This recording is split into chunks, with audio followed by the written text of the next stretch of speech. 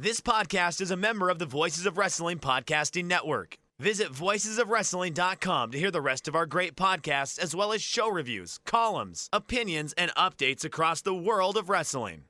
To the highway in a brand new day. Over the rainbow, gotta let it go. So far.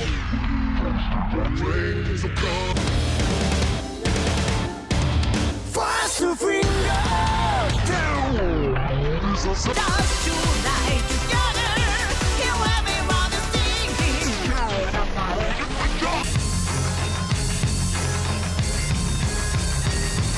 你看到我就怕，头皮发麻，我的手。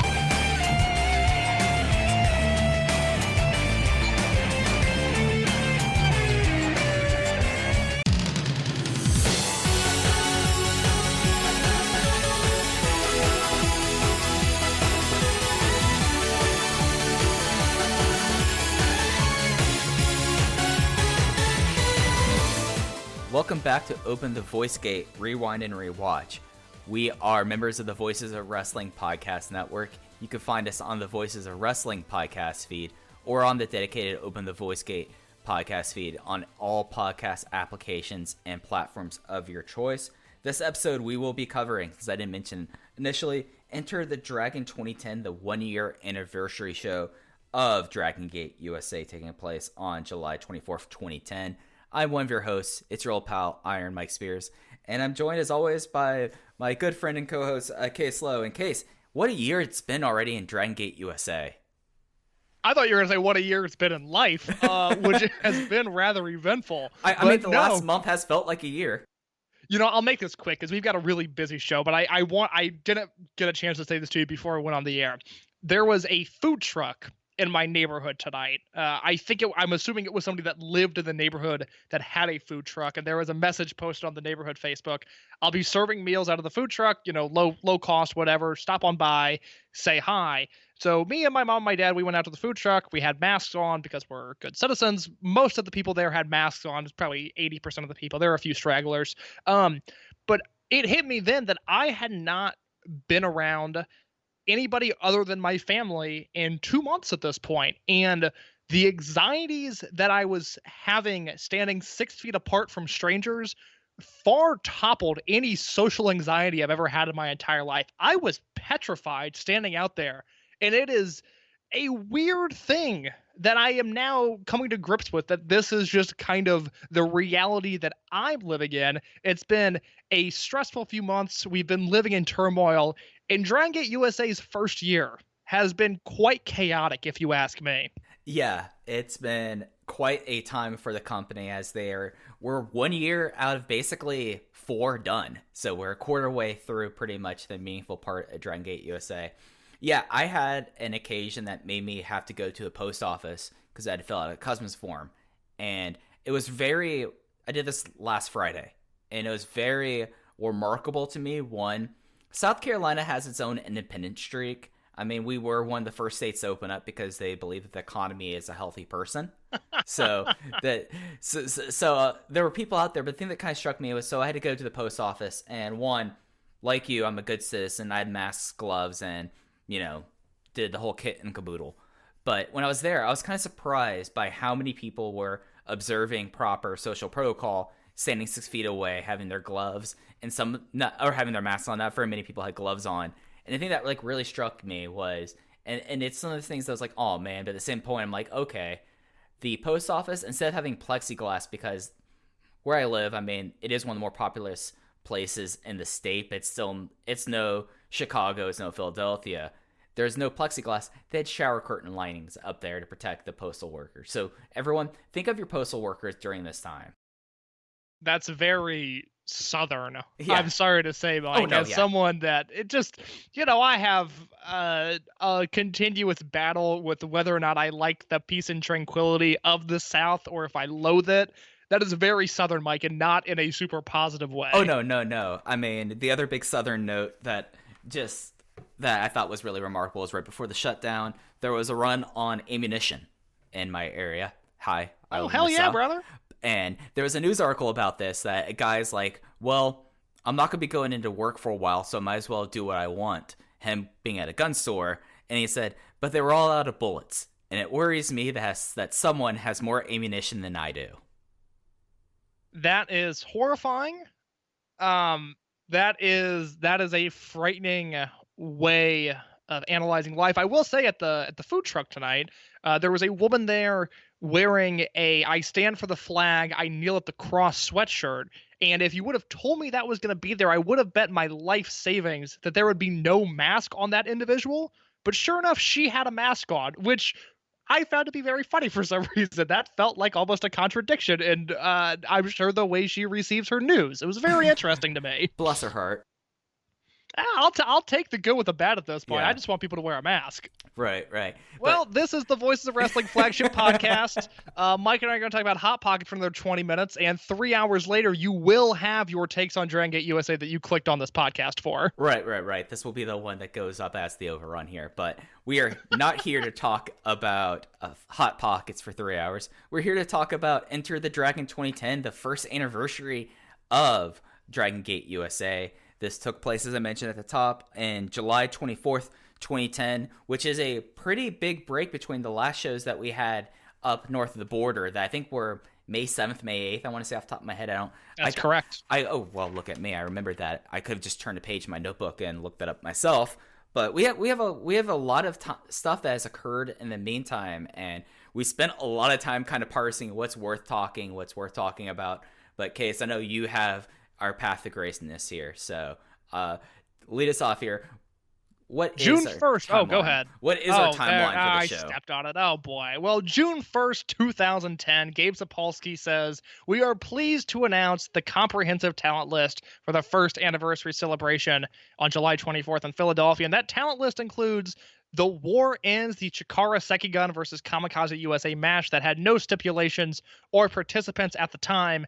And the talent roster includes the then Open the Dream Gate champion Yamato, Open the Freedom Gate champion BB Hulk, the Philadelphia debut of Masaki Mochizuki, Shingo, Shima, Dragon Kid, Naruki Doi, Masato Yoshino, Quackenbush, Jigsaw, Jimmy Jacobs, John Moxley, Johnny Gargano, and Chuck Taylor as your first names announced for the first anniversary Dragon Gate USA show. A lot of familiar faces, and one name at the end there who will be debuting." Yeah, and really, when watching the show, and we'll get into the match itself, Chuck Taylor, at this point, he did do PWG, but he was moonlighting basically in Chikara at this time. And this was like a first big step forward for someone that is 2 months older than me. So I was like, oh, hell yeah, Chuck Taylor's getting a spot here.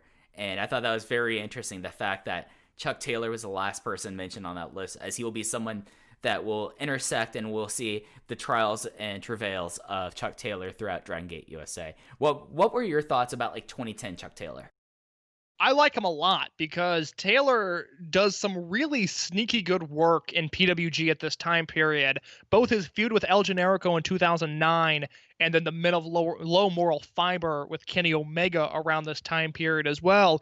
And then you have to remember that Taylor is a heavily pushed commodity in Evolve at this point. Now, granted, the way he's being pushed is almost that of an anti-push, because he was in a qualifying match on the first show, so he won the match, but it didn't contribute to his record. And then he goes on and wins a bunch of matches, including the main event of Evolve 3 against Claudio Castagnoli. And then it becomes, Taylor saying, I wasn't even supposed to be here. Now I'm beating your main eventers. How does that make you guys feel? And so from one Gabe Sapolsky to another, Chuck Taylor is welcomed into Dragon Gate USA, and I'm all for it. Yeah, and it was one of those things that Chuck Taylor at this time really felt like someone that was on the come up. He was one of the first viral wrestlers, even before the most illegal thing in the match, because he had the videos out of him making children cry at IWA Mid-South and Deep South shows, and more so, he was more known as the trainer / driving partner / whenever they did a debut, it was always going to be Chuck Taylor versus Ricochet. So these two were intrinsically linked at this time, and it's very interesting that Chuck Taylor, as someone who's really finally over the last 3 years kind of got what he was worth, because I thought in 2010, if you compare 2010 Chuck Taylor to 2020 Chuck Taylor, especially out of everyone in this match when we get to it, he's pretty much fully formed in 2010.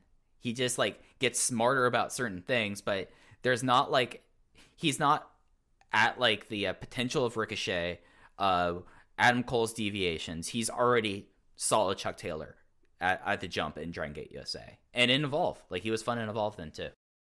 I'll just say this. I think it's criminal that Chuck Taylor was not on national TV until 2019, because he is someone that never really has bad matches and has sneaky great matches from time to time. As Joe Lanza has pointed out, Chuck Taylor is like one of the best plunder brawlers in all of wrestling now, which is something that, again, like, maybe he was pigeonholed as a comedy guy for too long, and maybe the way he takes himself isn't exactly the most beneficial for his career in terms of people taking him seriously. Chuck Taylor is a damn good professional wrestler, and that was true as well in 2010. Yeah, no, man, he definitely is one of the best hardcore, not deathmatch, but plunder guys in wrestling today. Like, I completely agree with that. And it's a shame that this will be almost 9 years until he actually gets to make his national TV debut. But he made his national pay-per-view debut on this show. June 2nd on the Dragon Gate USA Newswire, Open the Freedom Gate champion BB Hulk is facing a lot of pressure. There are several athletes now claiming that they deserve an Open the Freedom Gate title shot. In fact, Hulk is getting so serious that he is stopping his famous dance routine. His last dance will be on June 13th, Kobe Sambo Hall in Japan. So a decade before we got The Last Dance, we got BB Hulk's Last Dance on June 13th. He, as well as Naruki Doi and Pac, defeated Shingo Yamato and Cyber Kong in a match that was filmed, but a match I have not seen. So Gabe is correct in that BB Hulk is taking himself more seriously at this point.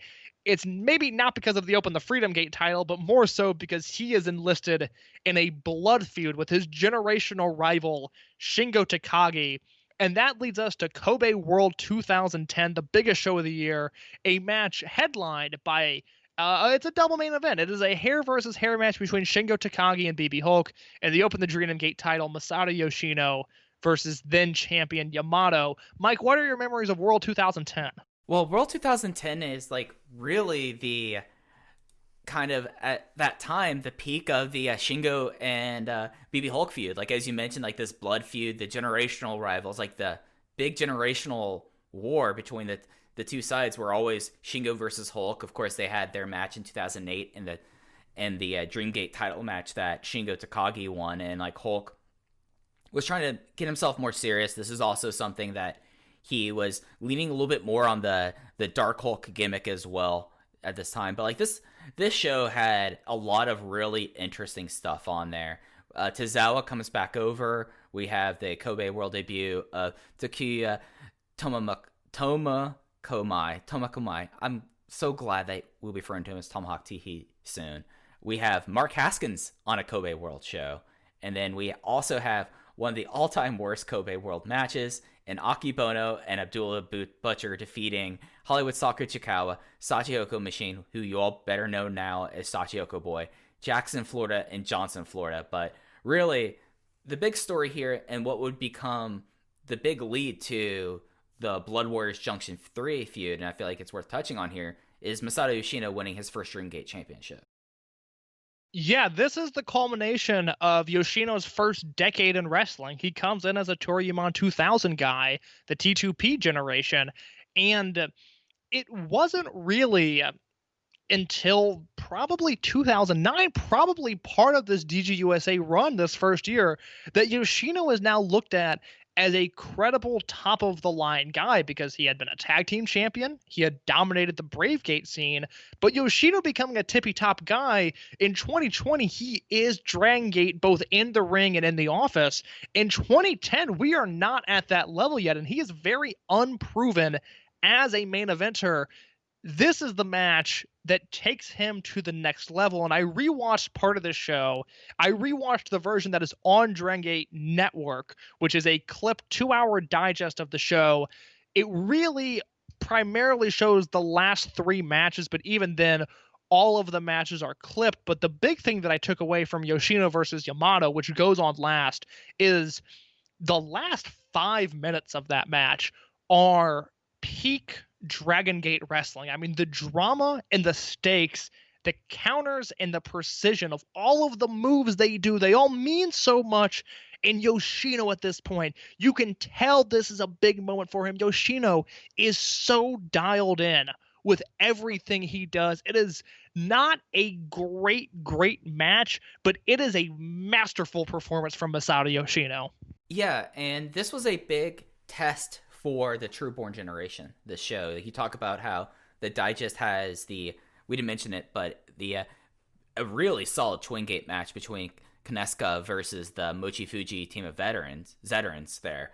But your top two matches in this are singles matches involving Trueborns, or people that would later be called the Big Six. And this was a time that attendance was doctored across the entire wrestling world in Japan, but this was shown as having the exact same attendance as the last year's Kobe World Pro Wrestling Festival, which had Shima in the main event. So this was like a big moment for the company, and really something that it's difficult really to define eras in this company. And I feel like that we really choose like the Big Six era starts with Shingo Takagi defeating Shima at the end of his monster title reign, right? But this is kind of like the foreboding thing of like, this is what's going to happen in the future. And it seemed like it was an immediate success out of the gate. Yeah, there's, I guess, different theories on the level of success that this first Big Six run had, because you have to remember that Yoshino loses the title to Masaki Mochizuki, and then from Mochizuki, who has the greatest Dreamgate run of all time, you then go to Shima, who has his monstrous reign. So it's clear that they tried something with the Big Six here, with Doi becoming champion, then Yamato, then Yoshino. Whether it worked or not, it's really impossible to say, because we know at this point that the attendance numbers are completely out of whack. There are varying theories on whether or not it worked. All we know is that it eventually got them to where they needed to go, which is the position they're in now. Yeah. And like you said, it begins to take place here. I think this is a big moment in the company, and one that, just because 2010 is so weird, it's maybe not looked at as a seminal flagship moment. But when Yoshino was retired and when the video packages created for him, there was going to be plenty of footage of this match, because it was a really big deal for him. It was an absolutely huge deal. And this first reign, like, it did go to two of the more important reigns of the 2010s, but defeated Shima in this reign, defeated Naruki Doi after he turned on him at Final Gate, defeated Ryo Saito, defeated Don Fuji. All four of them at this time were former Dreamgate champions, so it wasn't like he was chopped liver here. And this would be the only, I'm going to count how many years here, over a 5-year period case, this would be the only title change to happen at a Kobe World. That seems hard to believe. It would be, the one before this was at Kobe World 2008, the Shingo Takagi BB Hulk match, which I talked about earlier. The next one would be Shingo unseating Shima after 15 defenses. My goodness. Yeah, so like this is, and I think this is something like you could probably draw a similarity to Benkei, that Benkei got his first title reign out of the way before he's fully solidified as ace in a way. Like this was like a solidifying reign that he had. Doi, they threw everything at Doi and made him into, they tried to make him into a guy earlier. And then Yamato had a reign that he defeated Susumu Yokosuka, he defeated Shingo Takagi at Dead or Alive, and he defeated Masaki Mochizuki. So they're doing groundwork here, at least for those three guys, over the 2008 into 2011. Well, and as for Takagi and Hulk, we'll touch on this match now. The hair versus hair match at World 2010. If you're listening to this podcast and you haven't seen the match, there is a clipped version on Dreamgate Network, but watching the clipped version is much better than not seeing the match at all, because the clipped version gives you the hits. I mean, it is almost like a SportsCenter highlight. It's move after move and impact after impact. It is one of the best matches in Dragon System history. I feel like it's one of the matches that is, the full version is probably available out there if you know the right avenues to look down. It's a match that really captured the Western audience's attention, and it is a seminal match in the career of both men. Yeah, and I would, even though I'd say that the Final Gate 2014 is the best match of theirs, this had the stakes. This was building up since the end of New Hazards. Like, this is like a 3-year culmination where these guys were at each other's throat, and it was a very appropriate burn off of the feud, at least for the next few years, before it would take a drastically different change in 2011. So that is the landscape in Japan at this time. As we transition back into the Dreamgate USA, June 2nd, it is announced that Super Shenlong, which Gabe spaces out Shin and Long, which for some reason is super funny to me, But Super Shenlong, a youngster in Dragon Gate, will have a special match on the bonus card of the 1-year anniversary show. Mike, who is this version of Super Shenlong? So this is Super Shenlong 2, who everyone who's watching Dragon Gate now would better know as Bandai Ryu, aka also Ape Kamada. AKA also Problem Dragon. Also Problem Dragon. This is a gimmick he kind of sticks with after Dragon Gate Next ends. He kind of like hangs around, like he's on shows, he's off shows. He famously, during this time, I think he starts his 50-match trial where like he has like a really weird thing towards the end of it and really into Mad Blanky, and this is kind of the time period that leads up to it, where he's kind of like a heelish mask guy. Like he would constantly try to take off his mask in matches. Like how much of that have you seen of Shenlong? Very little. That's probably, I mean, it's purposeful, mind you. Yeah, it's purposeful. Shenlong is a guy that, like, you know, he was a part of the next class that would have KZ and Yamato and my personal favorite of course I'm talking about Lupus Matsutani, but he was just kind of like there in a lot of ways, and the idea that he was coming to Dragon Gate USA was kind of like a, really? You're bringing him over? Okay. Moment, at least I feel like, for the fan base at that time. I like it just because it incorporates a young boy into the fold, and I think if you're going to be mimicking a Japanese product, it's important to have the dojo system at least visible at some points. They're doing the excursion with Tozawa.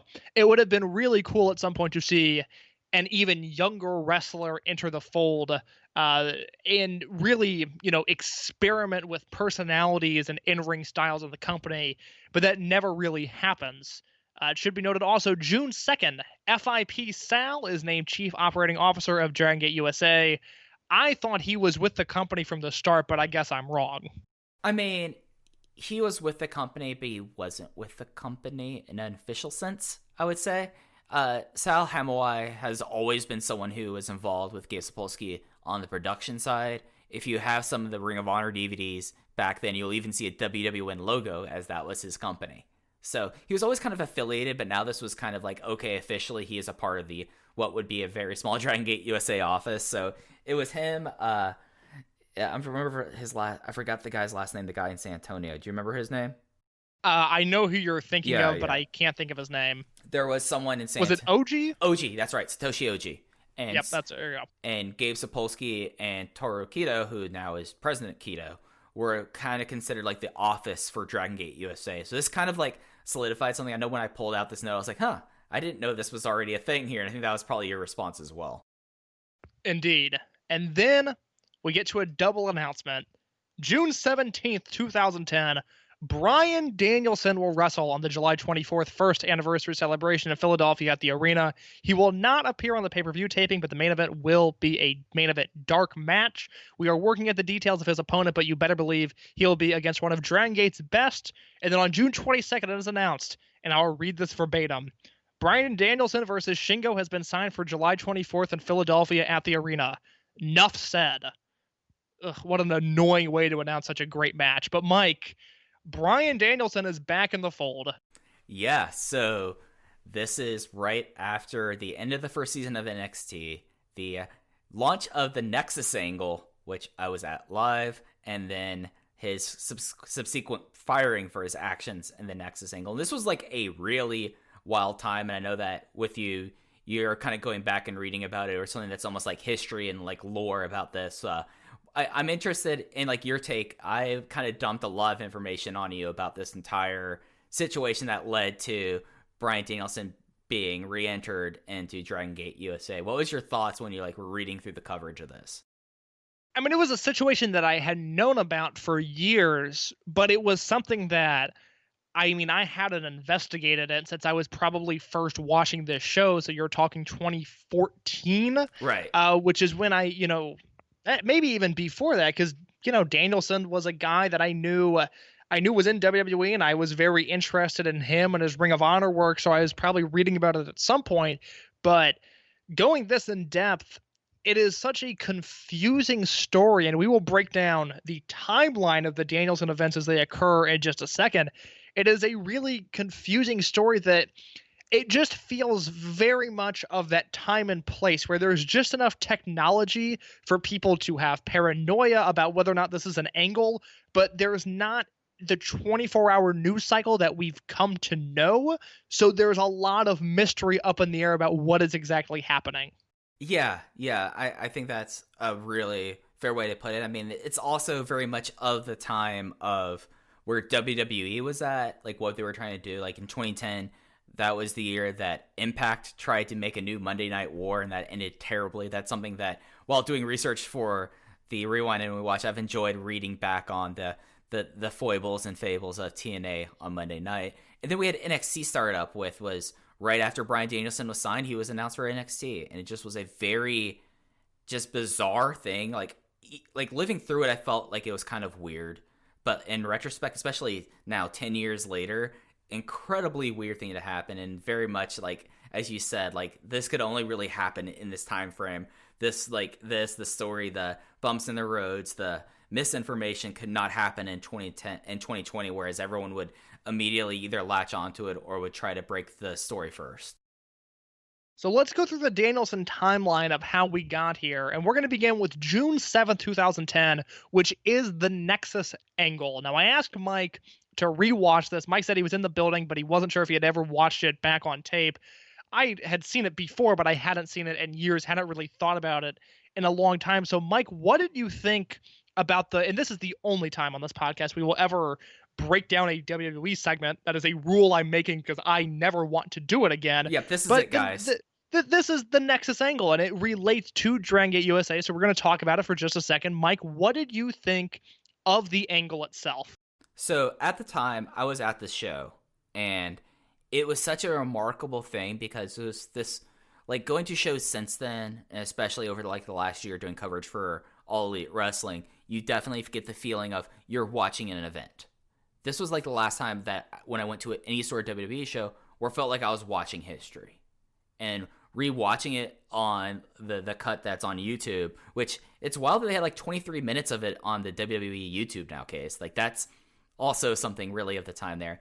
It just like everything about it like comes at you like at full force, like how different this company is 10 years later, how meaningless a lot of things about the WWE company is in 2020, because it's kind of impossible to compare like how Raw was in front of crowds earlier this year versus how Raw was in front of this really hot crowd in Miami in 2010. Like that was like the big thing. And then how like it all broke down, and it just like watching it like really like revigorated like my feelings at the time of the angle being there live, if that makes sense.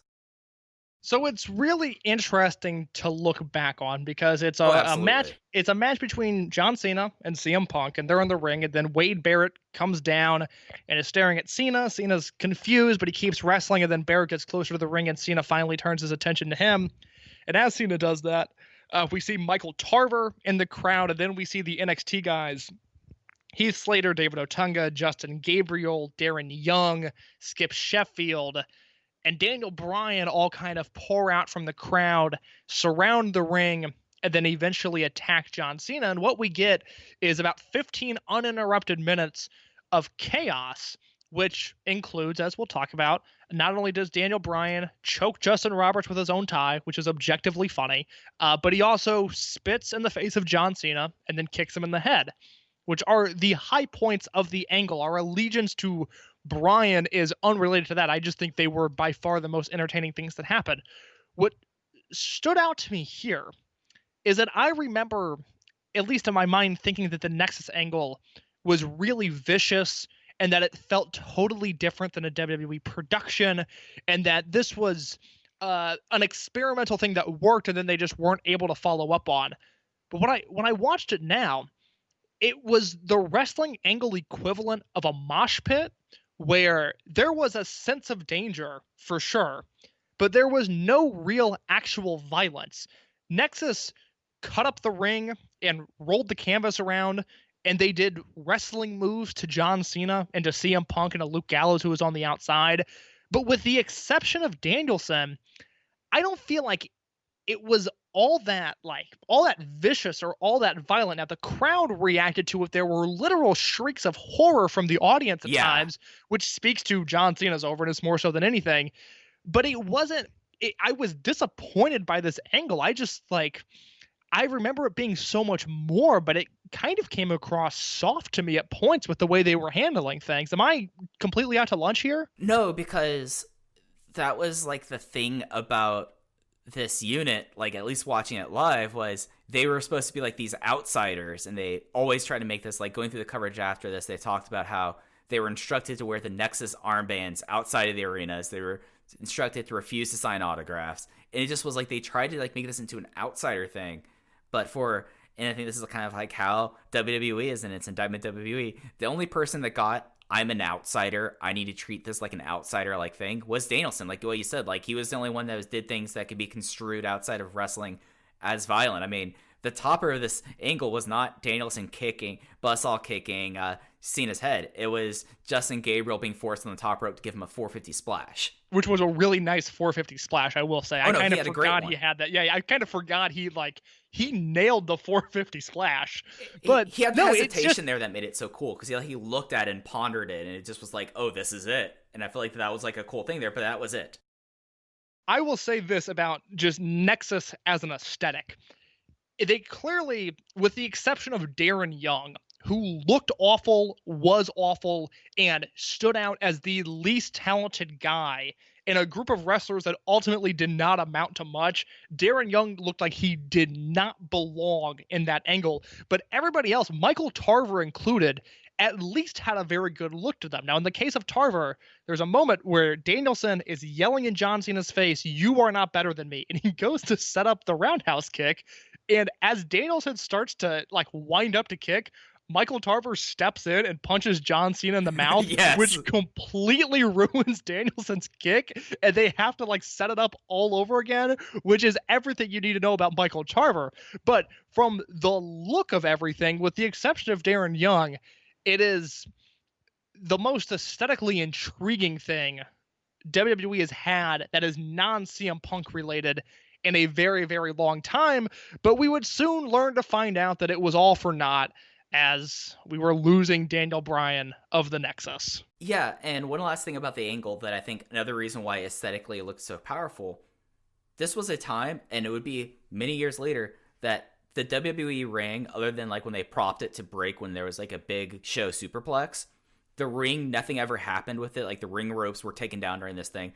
That became a thing. Pulling up the ring canvas was not a thing that WWE, or really mass America wrestling, really did during the 2000s and then even in the Attitude Era. So it definitely had a tonal shift, and it was the only time that going to a WWE show live where you could tell everyone was on edge after that angle, because I was with my brother and one of our friends, and we had signs made up for Daniel Bryan, because this is what we did then. And we wanted to take a photo of the sign right next to the torn up ring after the show, and the security was freaking out because I don't think anyone was really clued in on it. So the crowd reaction, a lot of way, other than the Cena shrieks, was really authentic and actually felt oh shit, something of substance is happening. From the June 14th Wrestling Observer newsletter, Dave says, the angle got super heat live and was compared to the original 1996 NWO angle that started the turnaround for the WCW business. Everyone from the NXT roster, including the likes of Michael Tarver, Darren Young, and Skip Sheffield, were aggressive, showed great heel-like tendencies, and basically came through with flying colors. Backstage, the reaction was that they hit a home run. The vast majority of reactions were more strongly positive than any major angle in a long time. And before we comment on that, June 15th, 2010, from the Figure 4 Weekly website, the most talked about story of the weekend was the situation involving Bryan Danielson, formerly Daniel Bryan on NXT, who was supposedly fired from WWE on Friday, June 11th. Whether or not the firing was legitimate became the most talked about internet story since the new Monday Night Wars started in January. So, Mike, we hit a point. It's receiving universal praise. Internet fans, the WWE universe, dirt sheet writers, if you want to use that term. Everybody seems to like it. But on June 11th, Daniel Bryan is fired from World Wrestling Entertainment. Yeah, and this was nascent days of Twitter. Everyone on Twitter freaking out about this. Message boards going crazy, because this was still firmly in the message board days of the days of posting. And it just was such a wild thing, because at this time, SmackDown was still on CW on Friday night. So this happened before the show, or the show was taped and then things were going on, and it just was such a wild thing. And like the next month or like the next like 2 weeks of this was just insanity, at least online to my recollection. So Brian Alvarez goes on to say in that same Figure 4 Weekly, when WWE announced that Bryan Danielson had been fired, it resulted in us having our biggest Saturday in the 5 years that we've been doing F4WOnline.com. Okay, that includes the Benoit murders. Yes, well, as Alvarez goes on to say. I didn't No, you're good. Down. No, you're good. Alvarez says, think about all the big UFC events that we've had on Saturday nights, including UFC 100. We had a ridiculous spike in traffic and a ridiculous number of signups. In terms of traffic on our board, and this goes to Mike's message board point, we broke the record first set the night Chris Benoit killed his family and had more traffic than the night that Raw and Impact went head-to-head on January 4th. Keep in mind that the Benoit situation was pre-merger. Otherwise, nothing in history would have topped that. Raw Monday with Danielson and NXT, the NXT follow-up broke the January 4th record previously held. So this is clearly generating an online interest, and then Danielson being fired throws a whole new wrinkle in this. But there is great fear, given the way the angle came off, that this might have been a work. And Alvarez goes on to say in that same June 15th Figure 4 Weekly, all of this leads to the analysis. All of this leads us to an analysis of the biggest debate of the weekend, whether Danielson was really fired or whether this is some sort of elaborate work that so far, is not doing a thing for WWE business whatsoever. As soon as the posting appeared on WWE.com, it was immediately assumed that it was a work to further the NXT angle. But within hours, it had become clear that not only had McMahon told everyone that the firing was legitimate, including people who work in executive positions and have nothing to do with creative, but Danielson was talking to promoters about future indie work and telling people, including some of his best friends in the company, who would be extremely hurt if it turned out that he was lying to them, that this was for real. The problem people had with the idea of it being a shoot was that it made absolutely no sense at all. A guy got fired for choking someone with a tie. He wasn't reprimanded or fined or suspended or sent back to developmental. He was just fired for something that he didn't even know wasn't allowed in the first place. On the other hand, it also made absolutely no sense for McMahon to lie to his employees. And we're talking about people with backgrounds in Disney and ESPN and Nickelodeon who operate like normal people in the real world in order to do some sort of weird internet-driven work shoot angle with no conceivable payoff. So, Mike, the debate on whether or not this was a work or a shoot was real at this time. Yeah, and I think it's a big kind of difference on the people who were aggressively a part of the internet wrestling community and people who were on the outside who would have seen like Daniel Bryan on Raw, other than appearances for the NXT season, for like the first time and see this guy snap and then they hear this guy got fired. So like there is justification, at least for certain subsets of the wrestling fandom, to draw this conclusion. But this was something that immediately, to me, living through it, I could tell that this was this, especially with all the crazy Vince McMahon stories of the day and age. Just it was something that I don't like sounding like I'm being elitist here, but it was really how clued in people were to the wrestling industry pretty much dictated, I would say, if they believed this was a shoot or an angle. And and that Figure 4, Alvarez goes on to basically lay out whether or not it's a work or a shoot and gives multiple points to each theory. It's a really good read if you want to refresh yourself on that. Yeah, it is incredibly lengthy though. Yeah, so if you're an F4W subscriber, I recommend the June 15th, 2010 Figure 4. It's a really good breakdown of this situation. But by June 21st in the Wrestling Observer newsletter, Dave says Danielson is already taking independent bookings all over the world, with the caveat that during his 90-day no-compete, which goes through September 11th, that he can't work on television or pay-per-view. The belief is that he can be taped on the 7/24 DGUSA show in Philly, which is a pay-per-view because the show won't air until after September 11th. The only company he's outright banned from appearing for is TNA. He will remain on WWE payroll until September 11th, and after that, he is free to go to TNA. Danielson has already agreed to a slew of independent dates, including 6/26 for Chikara, 6/27 for AIW in Cleveland, 7/3 and 7/4 in Germany for WXW, 7/23 and 7/24 for Evolve and Dragon Gate USA. He would go on to wrestle Bobby Fish on that Evolve show, Evolve number 4, and July 30th for PWG in Reseda, California. So Danielson hits the ground running with a number of high-profile independent dates. And this was like really remarkable because I distinctly remember that this was like, people have talked about like how Colt Cabana got fired from WWE one day and then showed up in PWG the next day. But this was like the first like truly big one since then. And I remember like his t-shirt he had made, which was in the version of the Shepard Fahy Obama poster. Like, I did you ever see this t-shirt or this logo of like Bryan Danielson in like that stylized version? I would still like the shirt. I think it is an outstanding professional wrestling apparel. Yeah. So like this was happening, and just pretty much for the time, the only places that are of indie renown at this time was not going to go to CZW. Never was a CZW guy, really.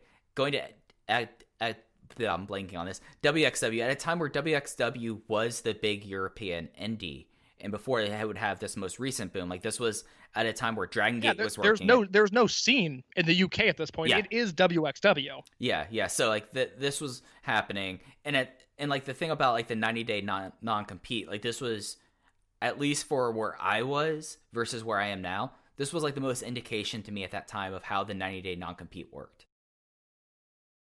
Yes. Yeah, so in the TNA thing, I mean, like you mentioned, this is the TNA Monday Night Wars. They are making an active effort to garner interest in any way possible. Now, Danielson wouldn't have fit in for a number of reasons. It would have been another abject TNA failure. So it's a good thing that he never ended up there. Well, look at his compatriot who left Ring of Honor at the exact same time, in Nigel McGuinness. Like, that is true. Well, and that's a perfect example, because Nigel got a huge push off the bat and then was given nothing after part 1 of Angle 1. Right. Yeah. So at this time, and when we say like people that got like big intros, like Jeff Hardy showed up on that first episode of Monday Night Impact. Like, they were bringing people in, and they were paying people at that time. So Danielson going to TNA, if you were in the WWE office, that was something you would have a legitimate concern of at that time. The final note on the Bryan Danielson story for this episode, the Rewind and Rewatch, comes a week later on the June 28th Wrestling Observer, when Dave says, some more notes on Bryan Danielson. While the choking of Justin Roberts with the tie was the firing offense according to what Vince McMahon told Danielson when he fired him, it was noted by people in the company that the spitting on John Cena may have really been the reason. Vince hates spitting, and that has been banned at WWE rings for a long time. He has this hatred for spitting, people smoking cigarettes, and even sneezing, and it is noted that if someone sneezes near him, Vince will then cut a promo on them for it. It is just something people put up with. Again, there is almost no way that Danielson can spit on Cena without clearing it with him ahead of time. So by June 28th, Danielson has been announced, not only for the show, but his opponent has been announced. And it is, unless it is a really elaborate work, people by this point have begun to think, okay, no, he really got fired. And as we will discuss on this show, it wasn't a guarantee that he was going back to WWE anytime soon. Yeah, and like other things that would make you believe that he was not going to go there anytime soon. This was not really a report, but people were talking about, oh, is he going to go back to Japan? At that time, he would have been a Noah guy. And people were thinking, like, is he going to go back to Noah? Since he's doing DGUSA, is he going to go do Dragon Gate in Japan? He opened up a new website at that time at BryanDanielson.tv, which at that time, having your own like website and for like bookings does give you an indication that this is not a work whatsoever. Like, at this point, given the 2 weeks or the 3 weeks since this happened, it was very clear that this was a firing. Yes, indeed. So from there, unless you have any more notes on Danielson, we pivot back to the Dragon Gate USA Newswire for the announcement on June 28th that Naruki Doi will face Dragon Kid on the 1-year anniversary show. And then a follow-up on July 21st saying that Dragon Kid will be forced to cancel this Saturday's booking due to injury. He deeply apologizes to the fans. We thank you for understanding. And as of this writing, Naruki Doi has an open contract for Philly. And that is when Gabe goes on to say, enter Drake Younger's name into the hat. He sent a promo to us stating his case for why he would be a good American representative for one of the Japanese stables. So Drake Younger versus Naruki Doi is now on the show. And speaking of Americans, June 30th, Shima sent out a tweet saying, I want to make a challenge for July 24th. I want to test wrestlers to see if they are good enough for Warriors International or not. Who will accept? And then Gabe Sapolsky goes on to break down a list of names that are feasible for Shima's open challenge, which include Johnny Gargano, Chuck Taylor, Lindsay Dorado, Ricochet, Cheech and Cloudy, Adam Cole, Rich Swann, and Brody Lee. Quite the list of names there for possible Warriors representatives. Yeah, and this is also a wild thing to think about. Shima was really active on social media. We talked about it with the MySpace post that he made that led to the formation of DGUSA, but doing this and especially the American Talent mentioned, they would be all over this 1-year anniversary show. Yeah, no, Shima loves the stuff. He loves to tweet.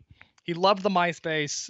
He's all over Instagram now. Shima's very online, which, given his dating career, good or bad, I'm not sure. A few notes as we round out the world of the independents. Akira Tozawa was back in PWG on June 11th at the Dio show. He defeated Scott Lost in an event that also featured a very disappointing main event of Paul London and El Generico versus Kevin Steen and Brian Kendrick. And then the night after the show, July 25th, Chikara put on Chikarasaurus Rex, a show that featured Shingo defeating Equinox, a Shima, Mochizuki, and Super Shenlong six-man against Fist of Chuck Taylor, Icarus, and Gran Akuma, and a main event of Hollowicked, Jigsaw, and Mike Quackenbush versus World 1 of Naruki Doi, Masato Yoshino, and BB Hulk. Mike, have you seen any of the matches just mentioned? Oh yeah, I've seen the entire show. I saw it as of that. When it happened initially, it was a wild thing. Like, this definitely seemed to be, in a lot of ways, payback for Chikara and Mike Quackenbush being such like a strong ally of Gabe during this time. The first shows that Gabe famously went back to after this were Chikara shows. Like, he would have like a table set up at some of those shows. So it was such a remarkable thing. Like, the match that I remember most out of all this is the Shingo Takagi versus Equinox match, because that was like a match that was not announced. It just happened. And this was a time where Equinox this time was played by the wrestler Jimmy Olsen, who was kind of a Chikara, like, loved wrestler who was like known as like being like the heavy-fisted guy who was just a very impressive kind of wrestler. But like, this was like a huge show because at the time, 755 people in the ECW arena, when it was very hard for people to really draw in the ECW arena. And like, the show also would have Awesome Kong and Raisha Saeed, better known as Cheerleader Melissa, go up against Daisy Hayes and Sarah Del Rey. You had Tommy Dreamer make an appearance on the show, but you also had like Super Shenlong was on the show and was in a tag team with Shima and Mochizuki. And then, of course, the Chikara Sekigun versus World 1, which was a pretty strong match as well.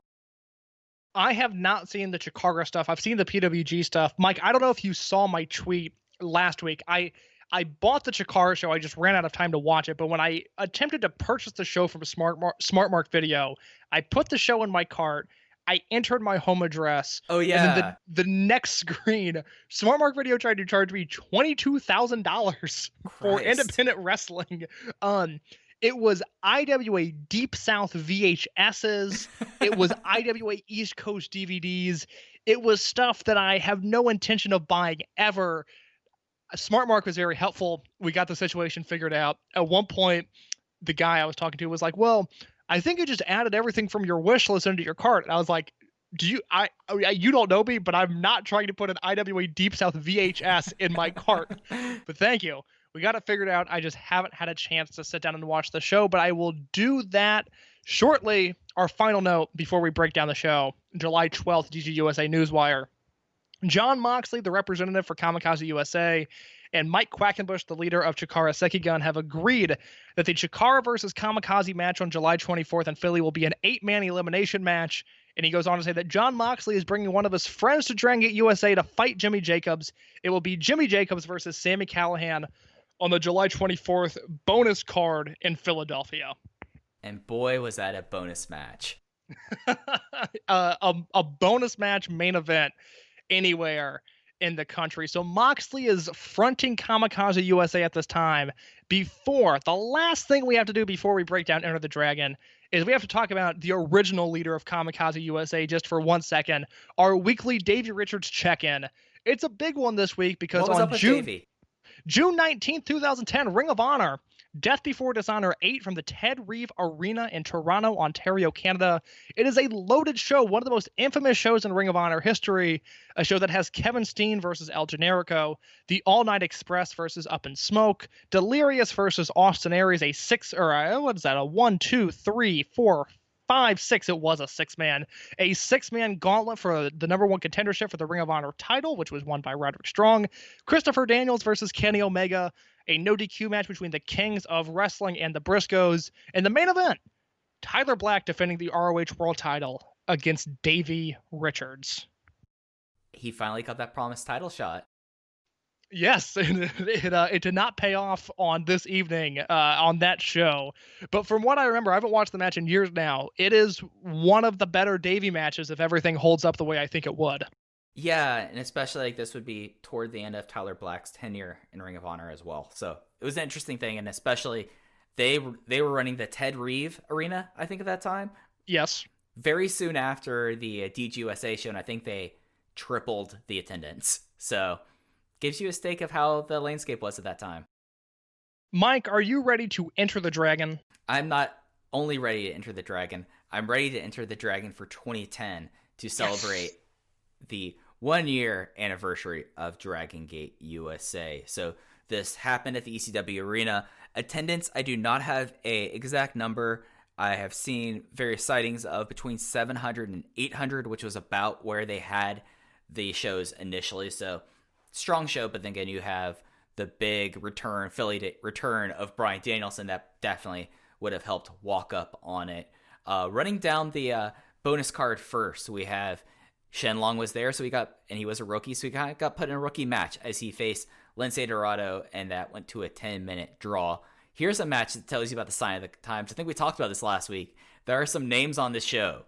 Cheech and Cloudy defeat Rex Reed and Tommaso Ciampa in 5 minutes. An incredible sounding bonus match. Yeah. Cheech and Cloudy this time was like one of those like indie tag teams that never would get much farther than like Chikara, but they were a fun tag team at that time.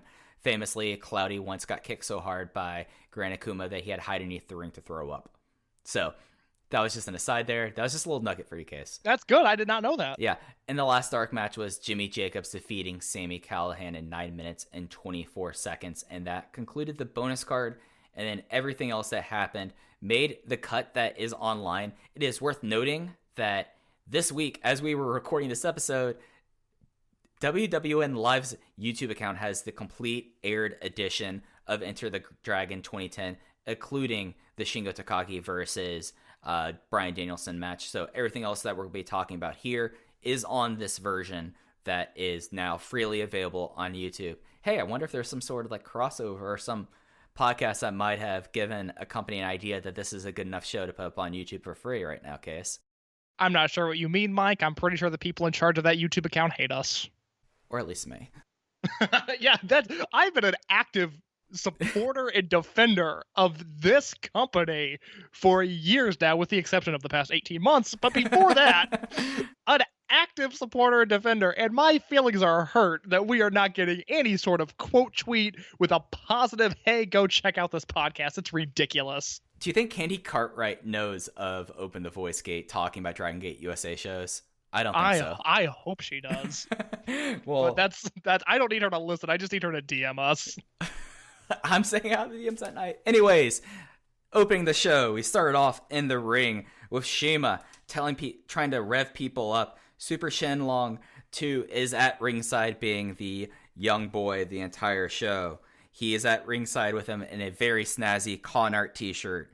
As Shima is revving up the crowd, Johnny Gargano hits the ring, and he calls Shima Brochacho, and he wants in on Warriors, but Shima thinks he's joking, and Shima, just like being Shima, just like, I'm looking at Alvarez's notes, and he said, Johnny Gargano, what are you talking about? Are you serious? How's my English? Everyone cheered. It's true. Shima had a lot of talking in this segment, and he killed all of it. It was really entertaining to watch.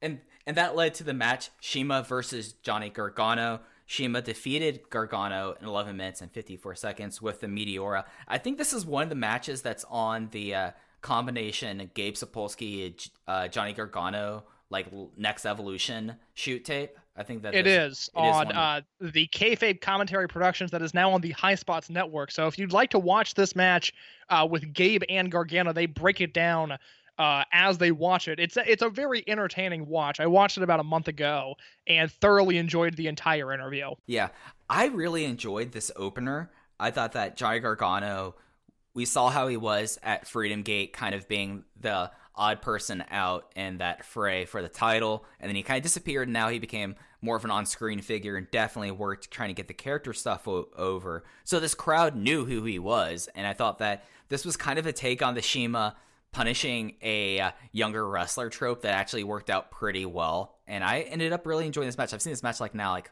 4 or 5 times, but like this time I was really like focusing in on it, and I came out with this like 3.5 stars. I thought this was a pretty strong opener.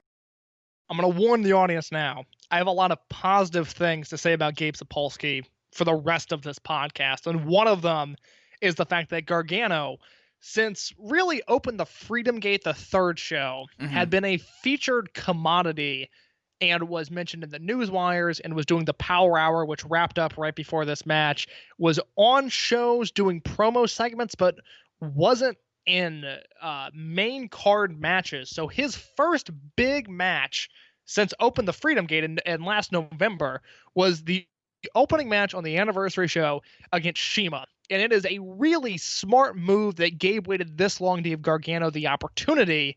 And then Gargano stepped up to the plate and knocked it out of the park against Shima. These two had excellent chemistry.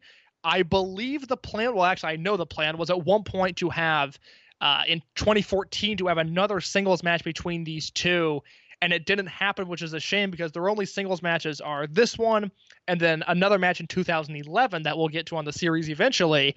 But these two have excellent chemistry. I think Gargano has just enough like faux puro ability in him to hang with Shima, and Shima knows just enough American wrestling to play into Gargano's strengths. And what we get is a match that has plenty of energy, plenty of character work, an excellent closing stretch as Gargano kicks out of the perfect driver, but he can only survive the onslaught for so long. Shima hits the Schwein and the Meteora and puts him away. And an excellent, as Mike said, 3.5 star opener. Yeah, it just was a match that at this point, we've now seen Shima in a lot of these matches and throughout his career where you could tell when he's enthused to work with someone and that he was caring, and if he was working with someone in a way that he was like, oh, this guy is so beneath me, I'm just going to eat his lunch. This was a match that, as you said, like the styles meshed so well, and giving him the big kick out on the perfect driver, which is a big move for Shima, and Shima doing the Takarev, doing super draw, and then saying like, okay, I'm done with this guy, and going Schwein Meteora was like definitely a thing that made Gargano feel like, okay, this guy's made a step forward.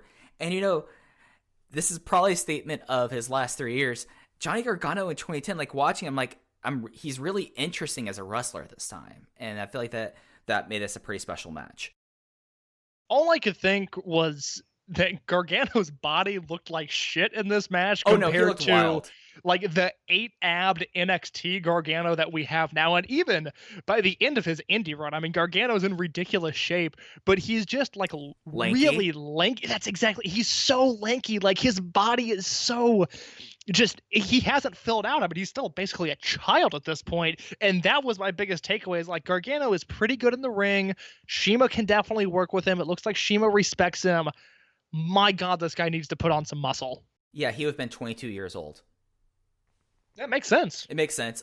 Also, like, I think like his haircut now is terrible. I like the really like weird long hair ponytail Johnny Gargano, like that dipshit. Like this is the Johnny Gargano that I really enjoyed for a long time, and I thought that this was a great way, and he knocked it out of the park here. After the match, Shima made sure to shake everyone's hand. He shaked the referee's hand. He shaked the ring ref's hand. He shaked a couple people at ringside's hand. He even shaked Super Shenlong 2's hand. Whose hand did he not shake, Case? Johnny Gargano. John Boy got stiffed here, and that led to a couple of backstage things. First, we had Lenny Leonard and Chikara basically just pitching it to Drake Younger. This was the repeat of like a Drake Younger promo. Drake, bless his heart, not a promo. Like, this is just did not really work as a promo guy, in my opinion. And then, well, I will say this: not at this time. Not this time. It is a shame that Drake, basically, by the time he figured out how to work at a super high level and how to connect with an audience, is when he was signed and stopped wrestling. Yeah. I will discuss it further as we get into the match. This era of Drake Younger does nothing for me, though, whereas 2012, 2013 Drake Younger, I don't know how it holds up, but at the time, I was a huge fan. We talked about it a little bit earlier. I would have loved to see a 2020 Chuck Taylor versus 2013 Drake Younger, like a guerrilla warfare match. Oh my God, that would have been beautiful. That would have been amazing, but that was not what we were having here. Then, as this was the 1 year anniversary, we had clips of each of the previous shows in DGUSA. The first one was the post-match where Gran Akuma turned on Mike Quackenbush with Yamato and the formation, the Nexus, the beginning of Kamikaze USA. And that led us to a four-way I think he called it four-way freestyle, where it was Chuck Taylor, Adam Cole, Eric Cannon, and Ricochet, where Chuck Taylor got the pin on Ricochet in 9 minutes and 42 seconds with the awful waffle. In case, I'm just going to pitch it to you because I know you have a lot of feelings about this match. Mike, this match was better than I remember it being, and I knew I loved this match going in. This is rare air. This is an independent wrestling match that really can only work on this level of fame and stature and notoriety, and it was delivered to perfection. It is the best version of this match that was possible with these four guys at this level in their career, because every single person in this match contributes equally. You have Eric Cannon, who is this bulldozer. He uses his size and he uses his clubbing right hand to perfection. You have a guy like Chuck Taylor, who, by the way, during the introductions, Chuck Taylor is the most over guy in this four-way match. And Taylor is the glue. At this point, he is the veteran. He holds things together, and he has the most character in this match. You have Adam Cole, who is doing high spots and working at such a quick and frantic pace. It is unbelievable because at this time, 2 years later, 2012, you're beginning to see chinlock Adam Cole, and you're starting to see Adam Cole work more methodically. Adam Cole in this match goes for broke. He is throwing everything he has at these guys.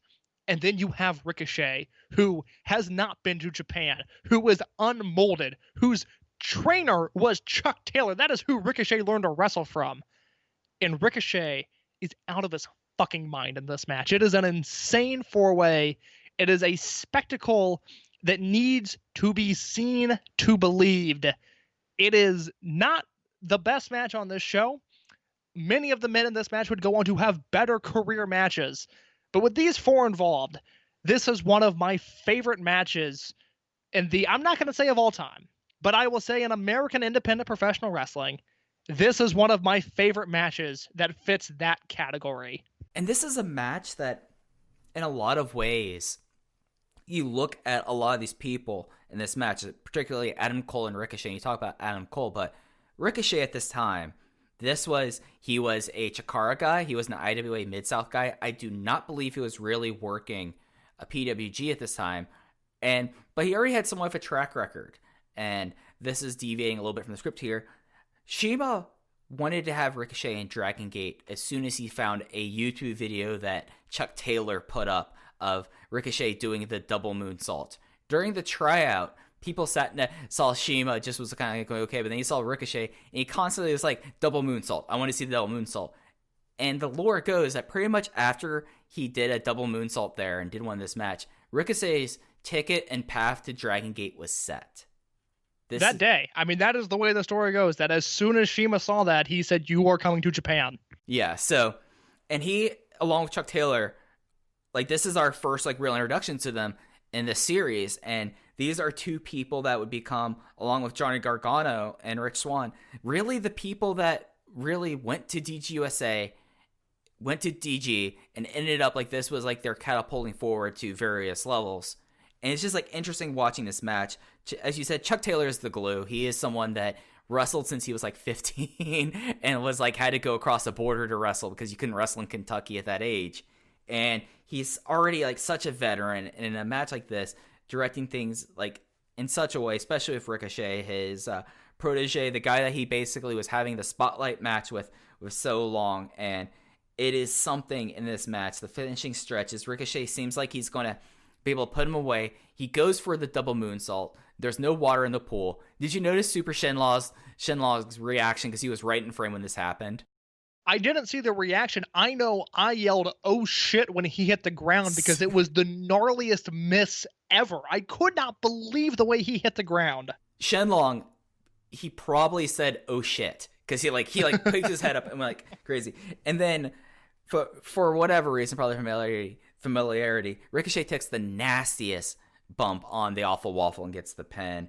And this is going to be a real interesting next while, because now we have Chuck Taylor and Ricochet and Dragon Gate USA. Well, to an extent, Eric Cannon as well. Oh, right, yeah. Eric Cannon has to be mentioned in this, who was someone who, toured Dragon Gate in 2007, and Cannon got that tour partially through Wrestle Society X connections. Matt Sydal had also just been signed. They needed another American, so Cannon somehow was next on the call sheet, likely a recommendation from Matt Sydal. But Cannon becomes an integral part and headlines future DGUSA shows in this building. Now, the difference is we're talking about Ricochet, Adam Cole, Chuck Taylor, guys that you can watch on TV on Monday or Wednesday nights now, and Eric Cannon, who has a very respectable independent professional wrestling career, but is just not on their level. But this is very clearly designed as the 4 guys, and had Cole stayed, he definitely would have been one of them, as the 4 guys that would have been the American brigade that Dragon Gate USA needed. Mike, I will ask you this. In the pantheon of great indie debuts, and I'm putting you on the spot here, but in the pantheon of great indie debuts, the matches that come to mind besides this: Trevor Lee, Andrew Everett, and Cedric Alexander from PWG Mystery Vortex 2. There is the Generation Next main event, which is the Generation Next guys against Jimmy Rave, John Walter, and the Briscoes from 2004. I think the other one, and I'm determining this by not dream matches, guys that would later go on to play integral parts in the promotion. The other one that comes to mind is Battle of Los Angeles 2014 Night 1. The Young Bucks and Adam Cole against Kenny Omega, Chuck Taylor, and the debuting Zack Sabre Jr. To me, those 3 matches, along with this 4-way, feel like the biggest seismic booms in terms of an independent wrestling debut that there have been since the indie boom of 2002. Off the top of your head, is there anything I'm forgetting that can demonstrate just how impactful this 4-way was on the company? You know what? Not just for the company, but for the landscape and how independent wrestling was at this time. Like we've talked before about, we are in this era post-punk, post Austin Aries is still a member, but he's kind of been floating in between promotions this time. Danielson, as we see, he's back now for a short period of time. This is a lull before, this is a peak before what we saw would happen in 2015 through 2018. This really set the course, and I completely did Eric Cannon disservice by not really mentioning him in this. He is such a interesting wrestler just because he is the power junior here. He has such believable strikes. He still has one of the best right hands of the time here. And you look at this and you look at how things go. Eric Cannon, at least with from what I understand, around Minneapolis, Minnesota, with First Wrestling, that is a legitimate thing that's been running now, I think, for the last 6 or 7 years, I want to say. But this is up there, the ones that really stick out with me. And maybe it is that for me, I was all aware. I mean, Taylor, Cannon, and Ricochet were known quantities to me because I was a Chikara fan. But Adam Cole was the CZW kid who was breaking out here. This would set the path really up until Cole goes to Japan and joins Bullet Club. Ricochet comes back from Japan and signs with WWE, and Chuck Taylor with Best Friends taking off and now being of AEW. This really set forth what the next decade would be. It's a brilliant match. It is all action. It is all intensity. I was stunned at just how great this was because I think it was exactly what it was supposed to be. Mike, I gave the 4-way 4.5 stars. You see, I give it 4. And I think most people would, yeah. To be fair. I think 4 is a very fair rating. But I was so blown away at the execution of not only the moves in this match, but the style of match that they were going for, that it really took it over the top for me. I will put this in further context case. This is my second highest rating on the show. Yes. Now, there's other matches on the show I really, really like. But yes, this is the second best match on the show. Yeah, so definitely you're pulling up YouTube, sit through this match. It is absolutely worth it. Unless you have anything else, we should get moving further down the card because we have more backstage stuff. Let's do it. All right, backstage we have Kamikaze USA promo, which was basically Jon Moxley saying, we don't just have Gran Akuma here for his pretty face, he's a killer.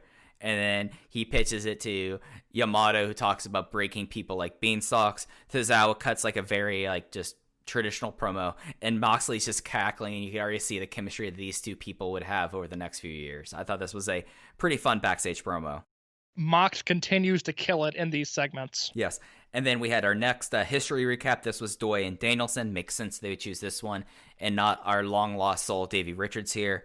But that would lead us, speaking of Doi, to the singles match of Naruki Doi versus Drake Younger. Naruki Doi naturally won with the Bakatari sliding kick in 8 minutes and 44 seconds. And as we said, this isn't peak Drake, and Naruki Doi was wrestling in a t-shirt. He did not really take it out of second gear. Did DK get hurt at the four-way match at Kobe World? Was that the idea? He must have, given just when the injury was announced. So, not really impressive match, but given the circumstances, I feel like this was okay. It was Drake was trying, but just did not seem there was much chemistry or much energy here, and the pace didn't really work with Naruki Doi, I would say here. No, it's a bad fit for Drake in 2010. It's probably a bad fit for Drake in 2013. He's just not a guy that is going to fit in with this promotion outside of maybe getting his ass kicked by Masaki Mochizuki, just because Drake is good at taking a beating. That would have been great. We will end up circling back to this match. Mm-hmm. There's a point I will want to make later on in the show, but this is the weakest match on the show because it was 8 minutes, but man, it felt like it was longer. And there's not much to it, which is a bummer because I really like Drake. Yeah. I mean, and Drake goes for it. Drake does a somersault senton off the apron and hits bare concrete. Give it up for Drake. He cuts a promo afterwards, which again, Drake's not where he was. He grabbed the microphone and seemed like he was freelancing a little bit. Until we see later, he wants to be the Naptown Dragon in Dragon Gate USA, which I thought was actually kind of a cute line for him to say this. He's proud of taking an onslaught. He wants to join. And my line here says that would have been something. And then Gargano comes out, attacks him, and busts Drake Younger open. I will say this as somebody that resides currently in Naptown. I was not on board with the Naptown Dragon nickname. I forgot that Drake used to call himself that. Totally forgot about that. And then he said that. I was like, oh, no. Indiana has come to love Naptown. We've adopted it as our own. Something about the Naptown Dragon. I was like, man, and I don't know.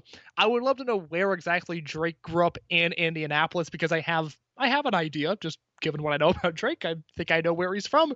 But the Naptown Dragon was very much yeah, I'm not going to claim that one. But the Gargano beatdown afterwards, I was a big fan of because Gargano was excellent on this show. Yeah, I mean, Gargano, in a show where he was put in a tough situation, knocked out of the park, where a lot of the younger American talent knocked it out of the park, the debuting younger American talent. We'll get into the pre-existing American talent later. Then we had a Chikara Sekigun promo. Yoshino seems like he has no idea what's going on and cuts his own promo about proving his strength as Dreamgate champion. Yeah, Quack does a whole thing where he says he needs someone that hates Yamato as much as he does. He says that person is Masato Yoshino, who won the Dreamgate title at Kobe World, so he's sporting the new belt here. Yeah, V2 makes its debut this show. I think it's the first appearance of it. I don't remember it happening at Kobe World. I don't remember off the top of my head. All I know is that this was a Quackenbush promo, which means it was unnecessarily goofy at times. And Yoshino completely no-sold it, which was indeed tremendous. Then we had a clip from Freedom Gate. It was BB Hulk winning his title, and that led to the Open the Freedom Gate match, as BB Hulk made his next defense of the Freedom Gate title against Masaki Mochizuki. He defeated him in 21 minutes and 32 seconds with the first flash. And ooh boy, there's a lot of stuff to get into before we even talk about the match itself, Case, because we got The Last Dance. The American version of The Last Dance. BB Hulk, like we said, stopped dancing in June in Japan, and then loses to Shingo at World, gets his head shaved, and then decides to come out and do one more dance for the American crowd, which I don't know. I debated on whether or not this annoyed me. I ultimately think because I had to debate myself on whether or not it annoyed me, it probably didn't. because I get it. That's Hulk's deal, and it's Philly, and he was the first guy on the first show, and they loved the dance. I understand that. I would have liked a little bit more canonical acceptance from Gabe. Oh, you mean the wig? No.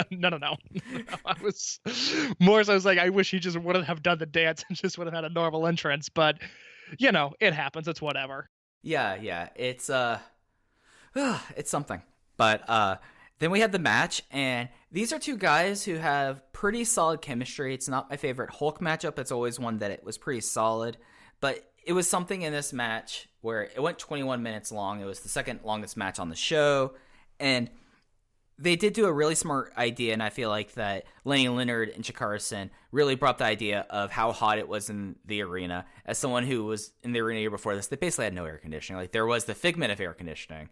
The air conditioning wasn't as bad as the lack of air conditioning in Reseda, but you can see the sweat pouring off them throughout the match. Masaki Mochizuki was great because he was acting like a prick in this match. And, this was probably, out of the defenses he's had, I like this a lot more than the Yoshino defense.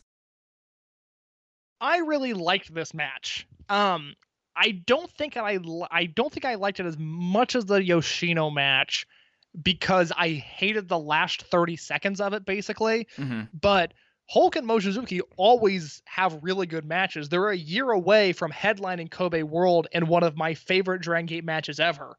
I was watching this, and just the way Mochizuki was countering Hulk's offense, and then the way Hulk was able to bring it back to him. Obviously, BB Hulk is the successor to Magnum Tokyo in the character sense. But is BB Hulk the closest that DG has had to a second coming of Masaki Mochizuki when it comes to their in-ring style? Especially as Hulk got older, I think that that's a fair assessment, especially with, this is, and I've not watched as much 2010 recently as you have. This is the first, big match. Remember him winning with the first Flash? This is now, becoming, he's moving away from the EVO and the EVOP as finishers here. And it does feel like, especially 2020 Hulk, yeah, no, he's the closest thing. But, 2010, this is, where he's going to, really mold, and really what we're going to see when we start talking about Blood Warriors Hulk that comes in later in the next few years, a great difference in how BB Hulk is. And this kind of is a start to it. And I think that's a fair assessment to say that he might be second generation Soul of the King of the Kicker. You mentioned the first Flash. It is what Hulk ended up winning with, although he should have won with a Phoenix Splash. He had a beautiful, high-arcing Phoenix Splash on Mochizuki. One of his better ones. And then Mochizuki kind of kicked out, kind of didn't. And then Hulk picked him up for the first Flash, which, means it was the supposed scheduled finish. And I don't really feel like he connected on the first Flash all that well.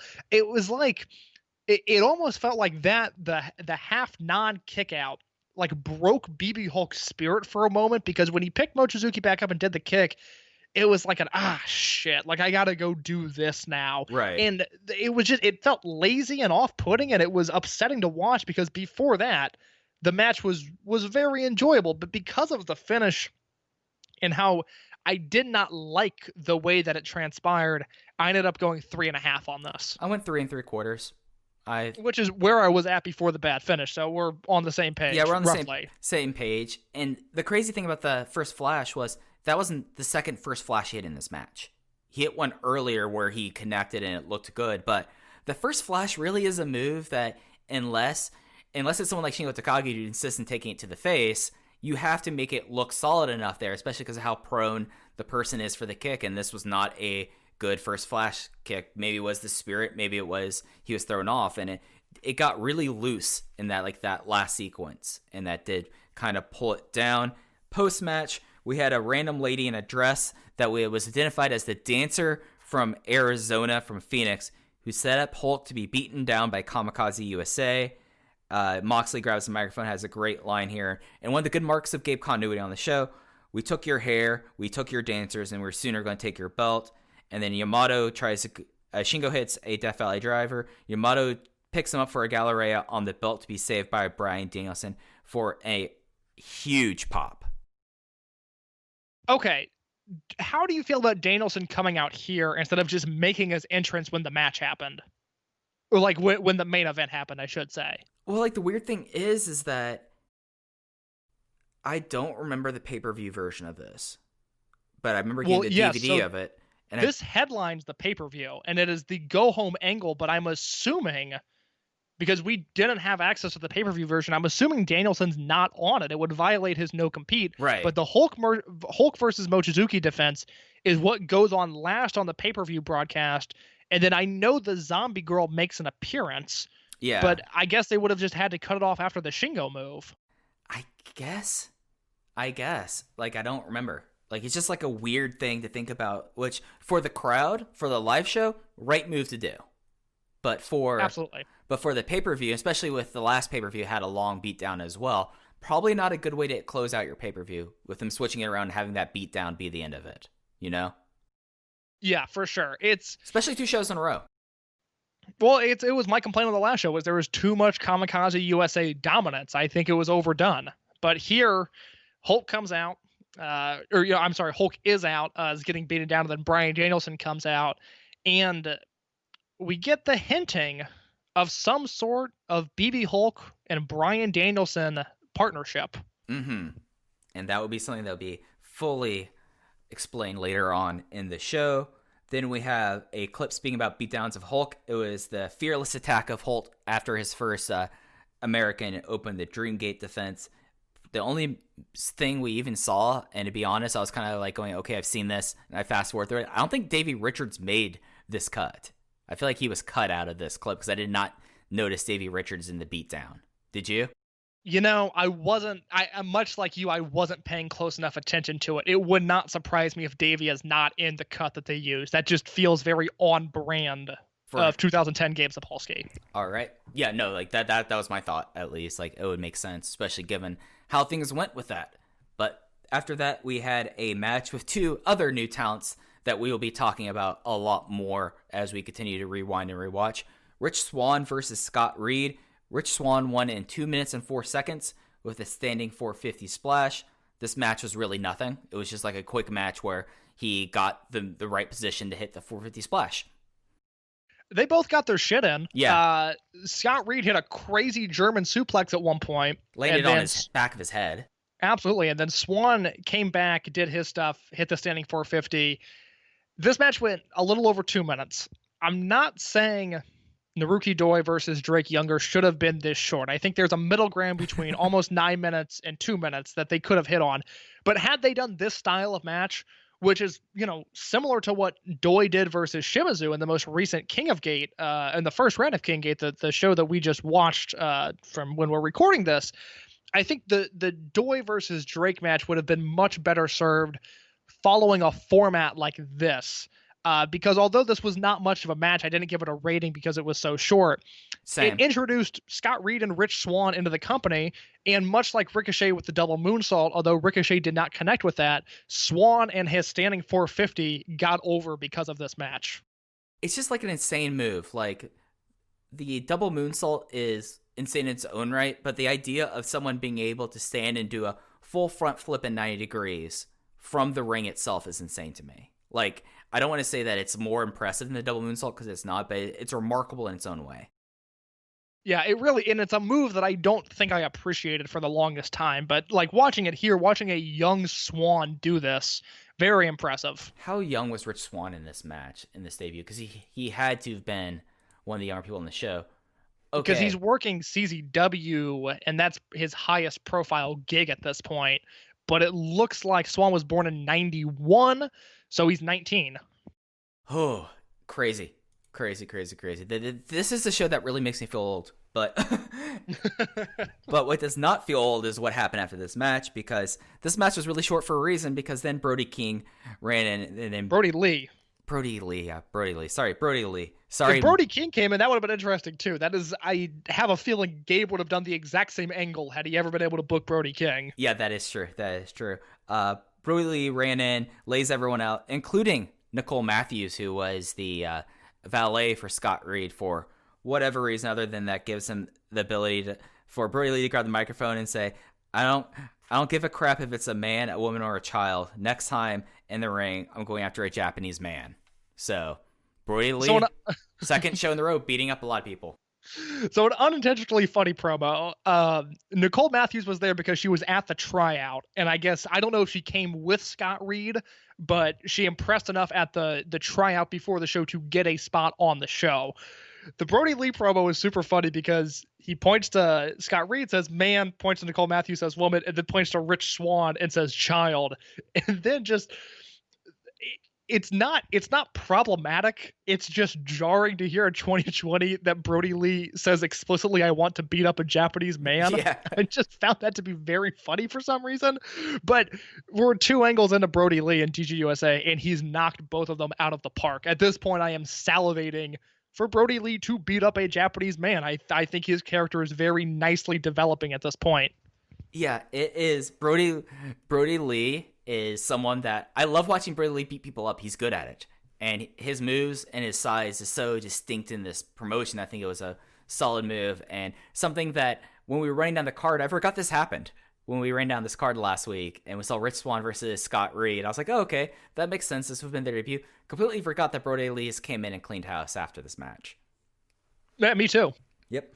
And then that led to another historical clip of the Mercury Rising 6-man, and that led us to the 8-man tag team elimination match, Chikara Sekigun of Hollow Wicked, Jigsaw, and Mike Quackenbush, along with Masato Yoshino, defeating and getting a definitive conclusion against Kamikaze USA of Akira Tozawa, Gran Akuma, and Jon Moxley. This match was only 18 minutes and 34 seconds.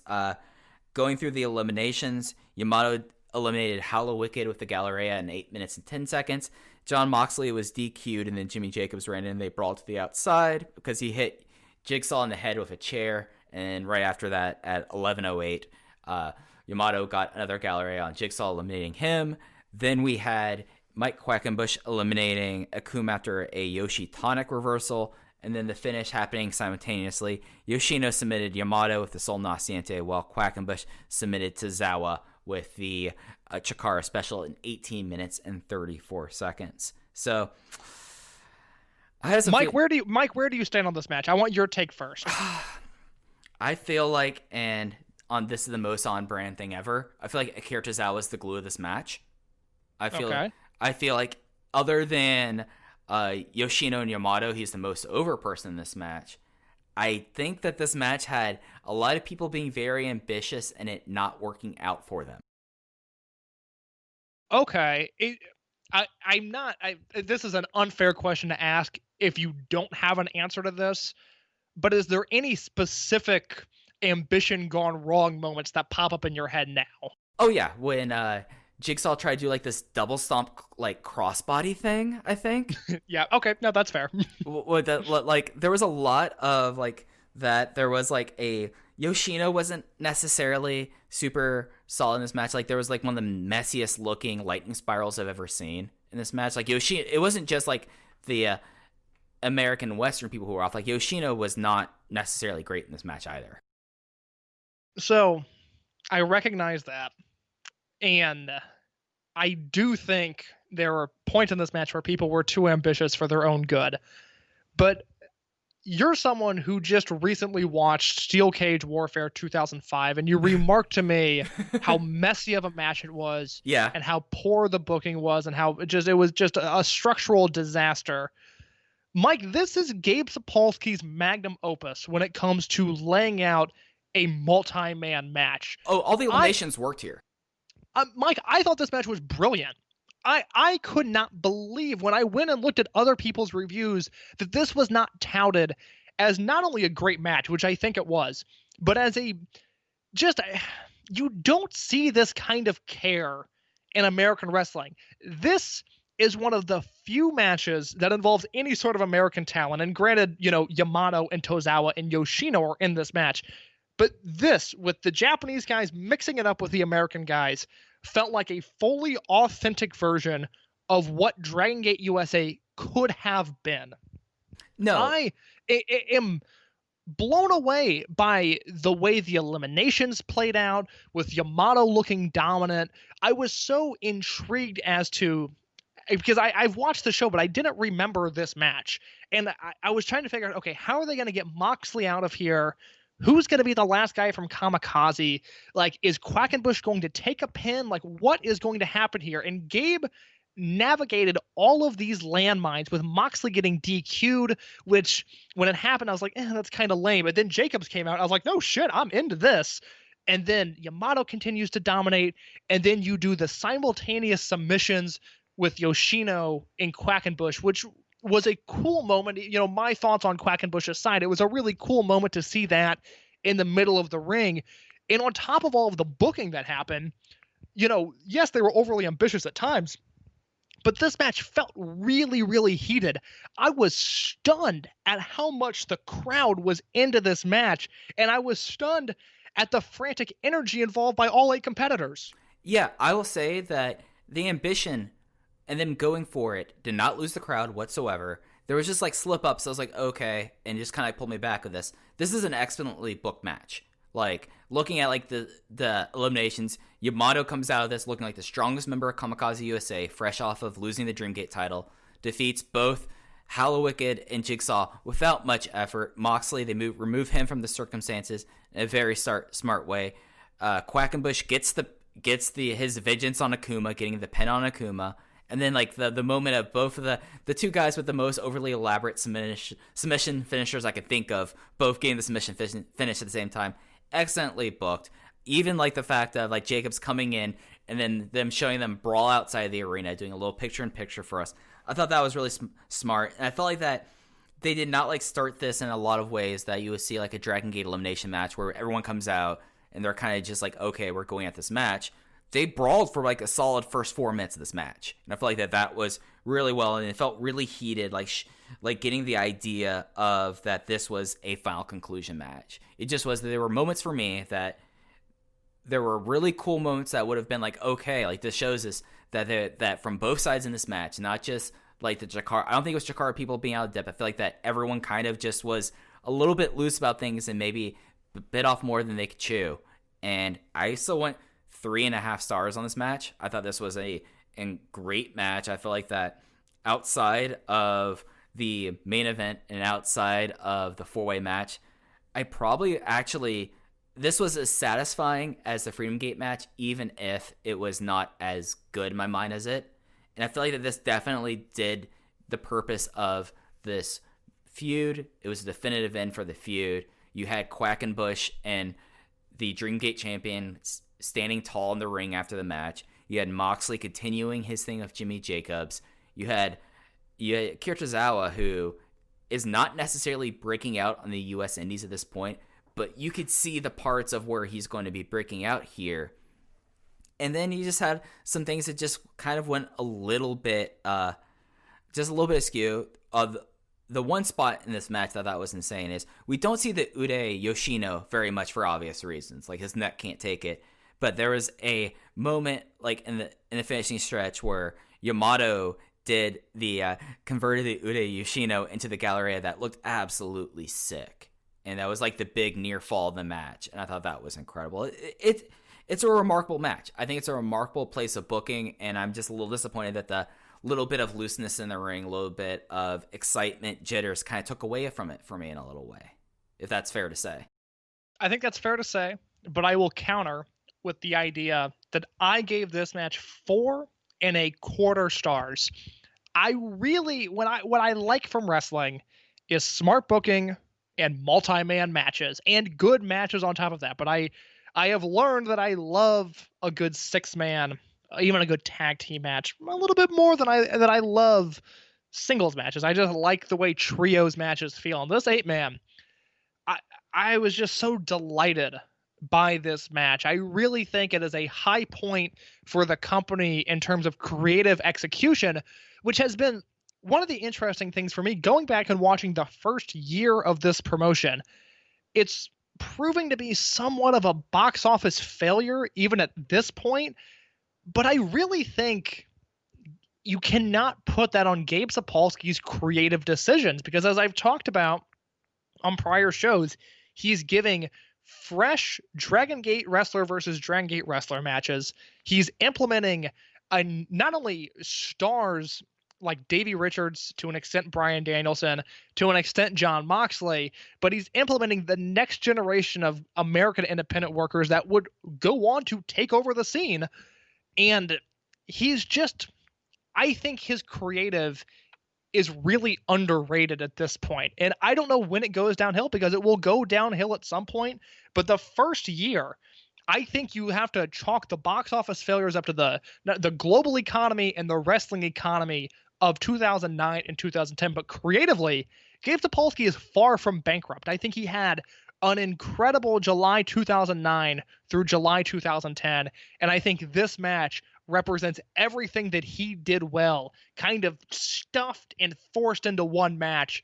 And I loved this. I was so delighted by how good I thought this match was. This was for a year-long angle, and one that exactly. For a year-long angle that we kind of bagged on some of the execution at points, especially talking about the Canadian shows. This was a completely satisfying conclusion. And at the point of how things really changed around the company, this was the opportunity really for Gabe to do a really strong beginning, middle, and end. And he is not creatively empty at this point. The drama has not gotten to him in an extent. But we see here, like, this idea and how it was accomplished, especially with how the finishes were was exceptional in this match. And I feel like that as like the big like through line in season 1 of Dragon Gate USA, I would have to call this a success. 4.25 stars, and the Jon Moxley promo that follows is not far behind. All right, so the promo afterwards, right? We see Jon Moxley. Maybe he just somehow lost track of Jimmy Jacobs, went inside, grabbed his jeans and his smokes, and went straight outside. Case, because that's how I'm choosing to interpret it. Okay, thank you for saying that, because I didn't register with the way my notes are how weird this was, but it hit me when I was watching it. This promo should have gone after Danielson versus Shingo in the DVD order. I don't understand why it was after this match, because Moxley is outside with jeans and smokes, as you pointed out. So that eases my mind a little bit that maybe he just lost sight of Jimmy Jacobs and went outside. Yeah, because we don't see Jimmy at all. Yeah, it's an excellent promo that, as I was watching, I was going, wait, this is weird. The match just happened. It should have happened after Danielson versus Shingo, but I also like the way that you laid it out in your mind there. That helps me make more sense of it. Yeah, because he freaks out after the match. He attacks he attacks a roll-up door a lot, all the while keeping his cigarette lit and taking a pause from it and saying that he's given him one last warning.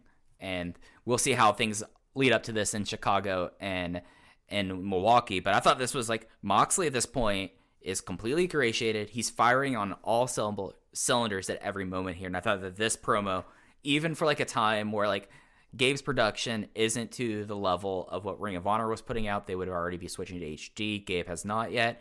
But you just had like this really cool aesthetic of just being of like a back alley somewhere around Swanson and Rittner, where he's like freaking out, smoking a cigarette, only being lit by like the street lights. I thought it was such a cool effect, and one of the better uses of Jon Moxley, and as we'll see like throughout like his remaining tenure in Dragon Gate USA, Gabe got Jon Moxley better than any other booker until Jon Moxley went to AEW. And I thought like that this was an exceptional promo here. Like I said, when Moxley was introduced, I was really wondering how his promos were going to age, because there was a point in time where they were not only really buzzworthy, but I bought into that buzz. I mean, at this point, when I was introduced to Moxley, it would have been post his FCW run, but before he debuted with the Shield. There's like a 6-month gap there where I remember somebody showing me a Moxley promo compilation, because it was like a half hour of Jon Moxley promos. Oh yeah, on YouTube. Yeah. Yeah. And I remember loving that at the time. And then we lost, 6 years of Moxley thanks to WWE, which, you look at Moxley and Brody Lee on these shows, it's like, how fucking hard is this? It's, right. It's not. Look what's happening in AEW. They're basically like the evolutions of these like 6 years later. And they're the same people, and they work basically as well as Gabe had him here in DGUSA. It's insane. It's sickening. But anyways, I was very curious to see how these Moxley promos were going to hold up. Not necessarily the content in them, but just his demeanor and the way he came across. I was afraid that maybe it was going to be a little goofy, but we have not hit that point yet.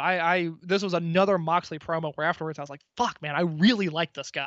Yeah, no, like at this point, Jon Moxley is insane. So, yeah, no, I thought that this was incredible. We had a clip from Uprising. I fast forwarded through this, to be honest. I thought it was the Yamato Shingo versus CK1 tag match. The clip there. It was. It was that. Yeah, it was, but it was nothing consequential. It was nothing. But then we had the main event in a match that I have a little bit of struggle here, Case. Before we get into this, I don't know whether or not this now is my favorite match in DGUSA history because it's up there for me. Let's talk about the match, and then we'll get into. Let's go through it. And then you can make that decision as we're going along. All right. So the main event was Bryan Danielson versus Shingo Takagi. He defeats Shingo Takagi in 29 minutes and 15 seconds with the label lock. This match, from the outset through the whole half hour of it, had the big match aura and everything into it. Like, these two guys were deliberate. They were incredible. And this might be one of my favorite all-time Danielson performances. So let's go back to 2006 for a second. Oh, Danielson, an easier time for all of us. I was 7. I was crushing it on the basketball court. Mike was in his 20s, maybe? I would have just turned 20. Sick. I was in college in rural North Carolina. I had pretty long hair at that time. I was really I was really in like my emo into metal phase. I was excelling at life at this point. You can hear more about that on the Art School Albums podcast that Mike Spears was on. But anyways, I want to go back to 2006. I was listening to that album at that time. Yes, American Football. But specifically, I want to go back to 2006 Ring of Honor. The last show they run that year, its final battle, 2006. Homicide beats Danielson for the belt.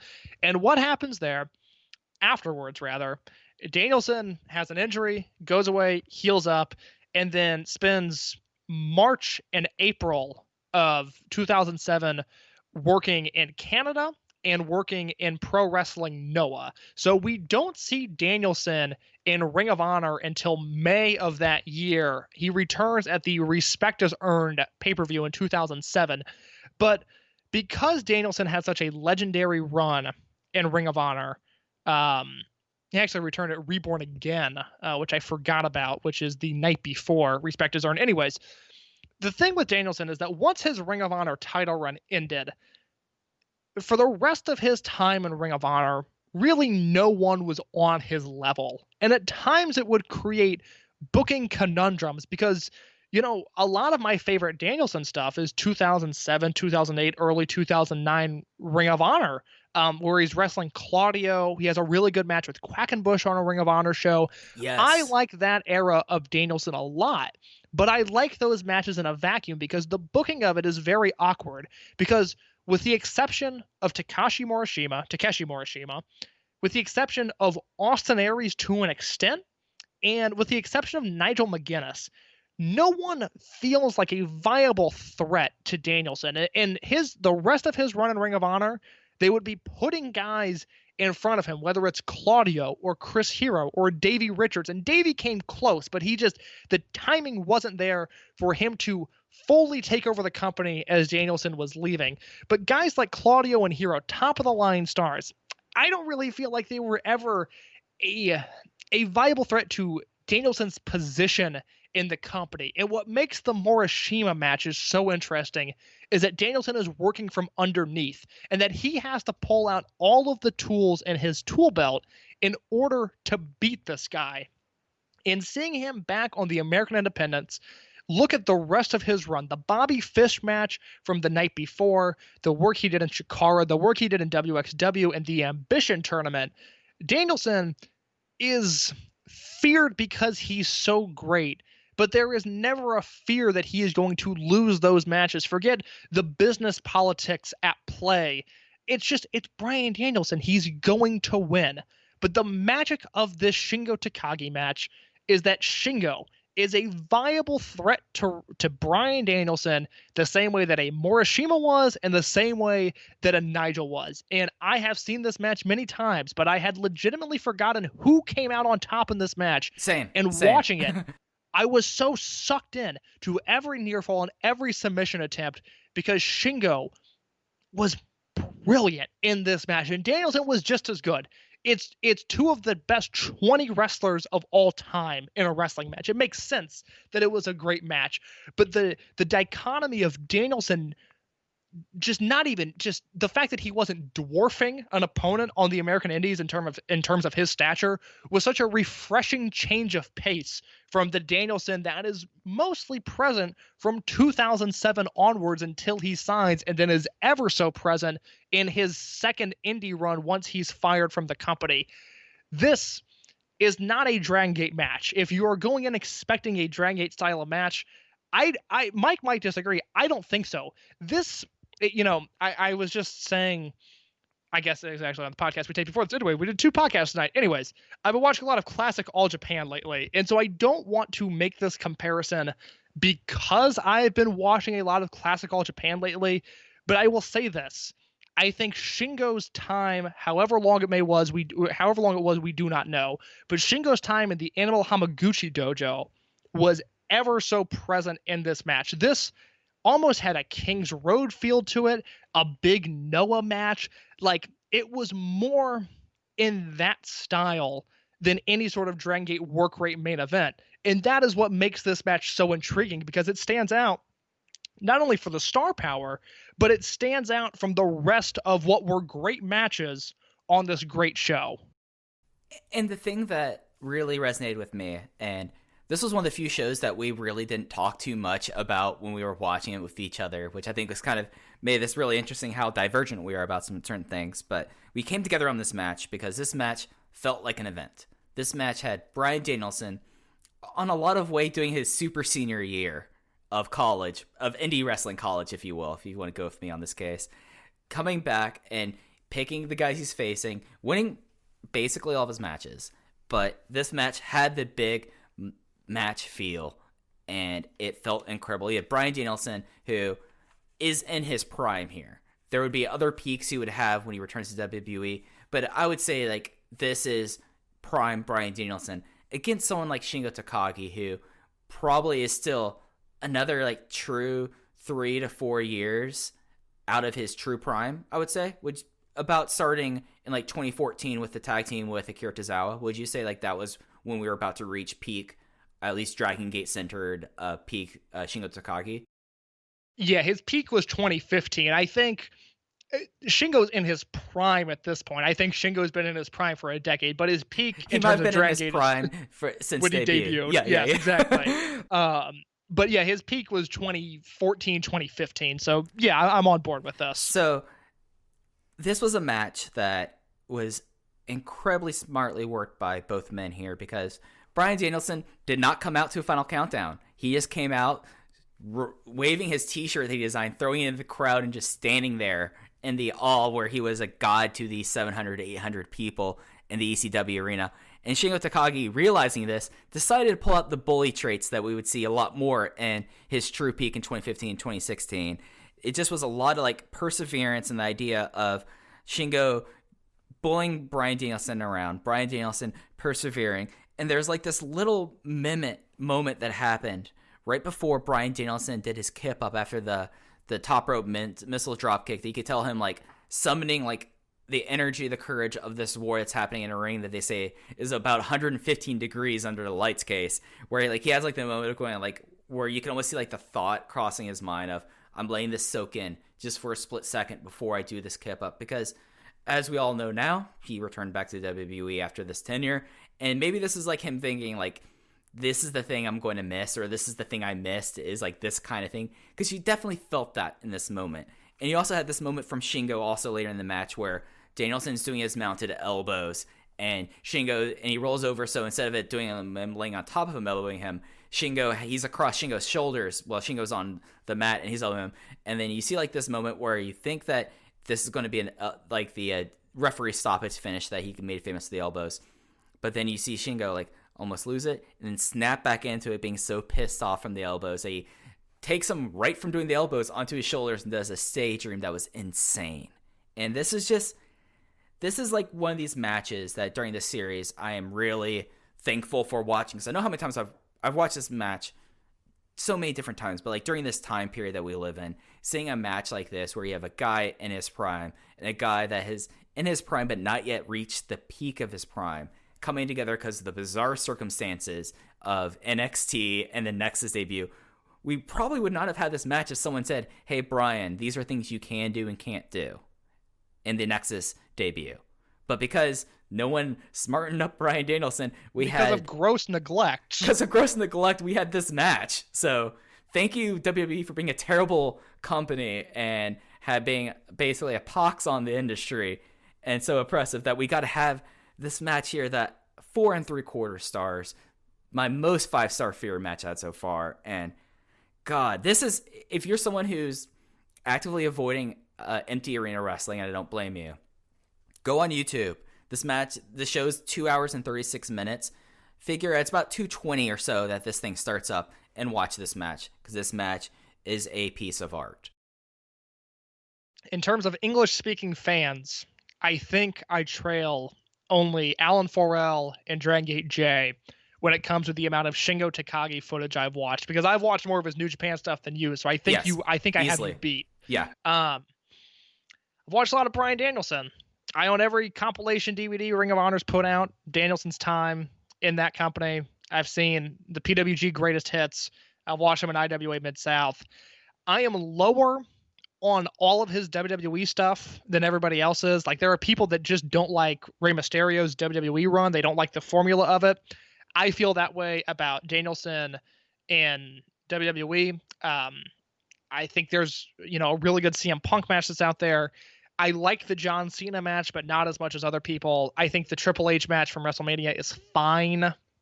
So this run is the last era of Danielson that I really, really enjoy.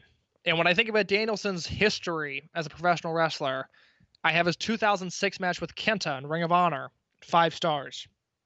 I have his 2009 PWG farewell match against Chris Hero at 5 stars. When you look at Shingo Takagi, Shingo versus Susumu 3 in Dragon Gate UK 2011, that is a 5-star match. Shingo versus Mochizuki 2015 Gate of Destiny, it's one of the 10 greatest matches I've ever seen. That is a 5-star match. And his New Japan Best of the Super Juniors final with Will Ospreay, that is a 5-star match. And when they came together, 2 of the 20 greatest wrestlers of all time, Enter the Dragon 2010, Bryan Danielson versus Shingo Takagi, that is a 5-star match. So, Case, this is the best match we've watched so far in Dragon Gate USA history. Indeed, it is. I thought I was going to stick with the tag match with Speed Muscle, but I think this is it. I think this is the best match in Dragon Gate USA history, and it is one of those matches that if I were to make a comp tape of best matches of this era, best matches of anyone's career, any of these guys' career, this might be the last match I put on the DVD as like the capper on it. Because as much as people have loved Shingo as Mr. Selfish, as much as they have loved him as the Dragon, this to me is peak Shingo Takagi. And as much as people love Mr. Small Package, as much as people love Best in the World, as much as people love American Dragon, this is his like senior thesis, like going on my super senior thing. This is like his special project he came back and did, Case. And it's so remarkable and so special that this match, through circumstances and gross neglect, we had this match on the show. And I think there's only a few matches I know on the top of my back of my head that might rival this match as we go through rewind and rewatch. I think this might be the high water mark that everything else is going to try to reach up to and fail. I viscerally disagree with this being the last match on a Shingo comp DVD. That is absurd, Mike. That is just not. I'm not co-signing that. As for a Danielson comp tape, yeah, this is it. I mean, I have issues with the way he's presented on WWE TV. I don't like the style that he is forced to work. I am lower on all of his stuff in that company. The Kofi Kingston match, another one, I thought was fine. But his WWE run has never really connected with me. So this is it. This run, rather, because what's coming next is also exciting. I will say this. You mentioned when you were talking about the match that, Danielson has that moment where he's about to kip up and he kind of milks it for an extra second as if, to say, I'm going to miss this, or, this is what feels like home, but I have to go off somewhere else.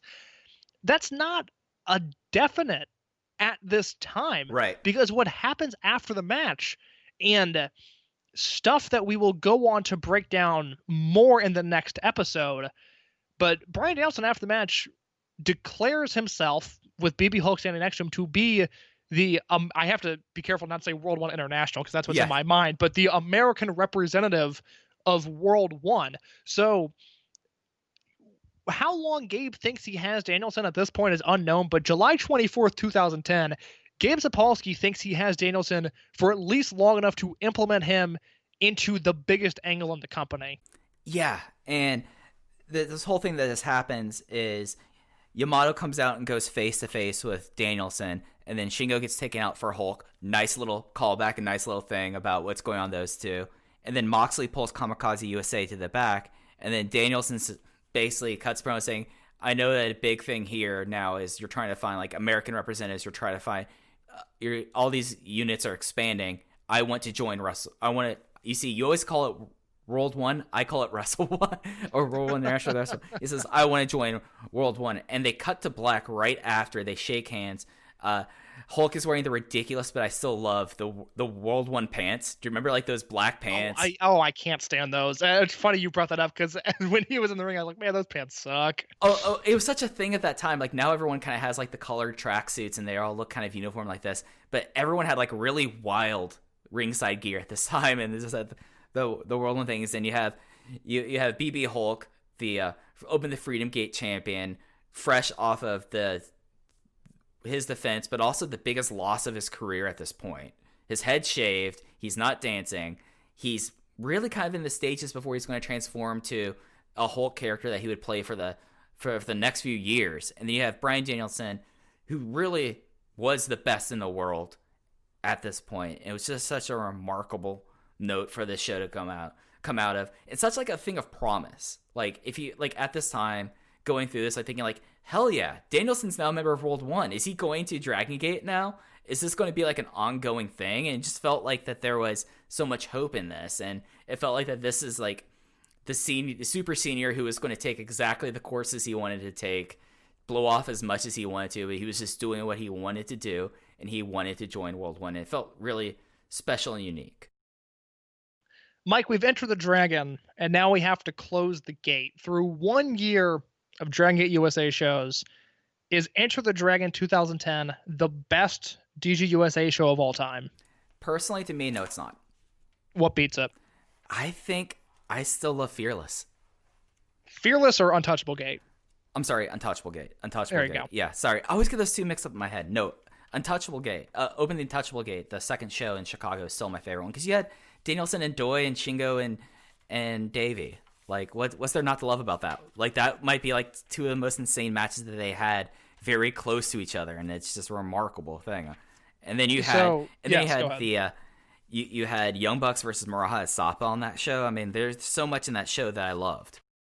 So I'm looking at that card right now and kind of sizing it up because I believe I gave the Dragon Kid Yoshino opener 4 stars, 4.5 to Danielson versus Doi, and 4 3/4 to Davey versus Shingo.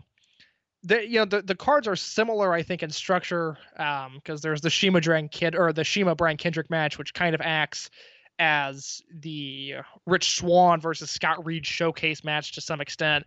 I don't like the main event of Untouchable Gate all that much, and then there's the Chikara Kamikaze tag. But on Enter the Dragon, I have a fine 3.5 star opener, a 4.5 star 4-way. Forget the Doi Drake match, a 3.5 star Freedom Gate match, a fun little segment with Swann, Reed, and Brody Lee. I thought a masterful 4.25 star Sekigun versus Kamikaze match, and then a 5-star main event. Mike, this is the best Dragon Gate USA show I've seen up to this point. I think that's fair. I think if matches hit me a different way like they hit you, this would be my favorite show as well. But I think it's the elimination tag really puts it over the top. Yeah. I mean, and I think that's really where the two of us truly diverged on the show. So, yeah, this is one of those things that, in a lot of ways, I think this is probably the best booked show Gabe put together to this point, and I think it ended the show with like one of the brightest moments in company history. It's a really compelling watch from start to finish.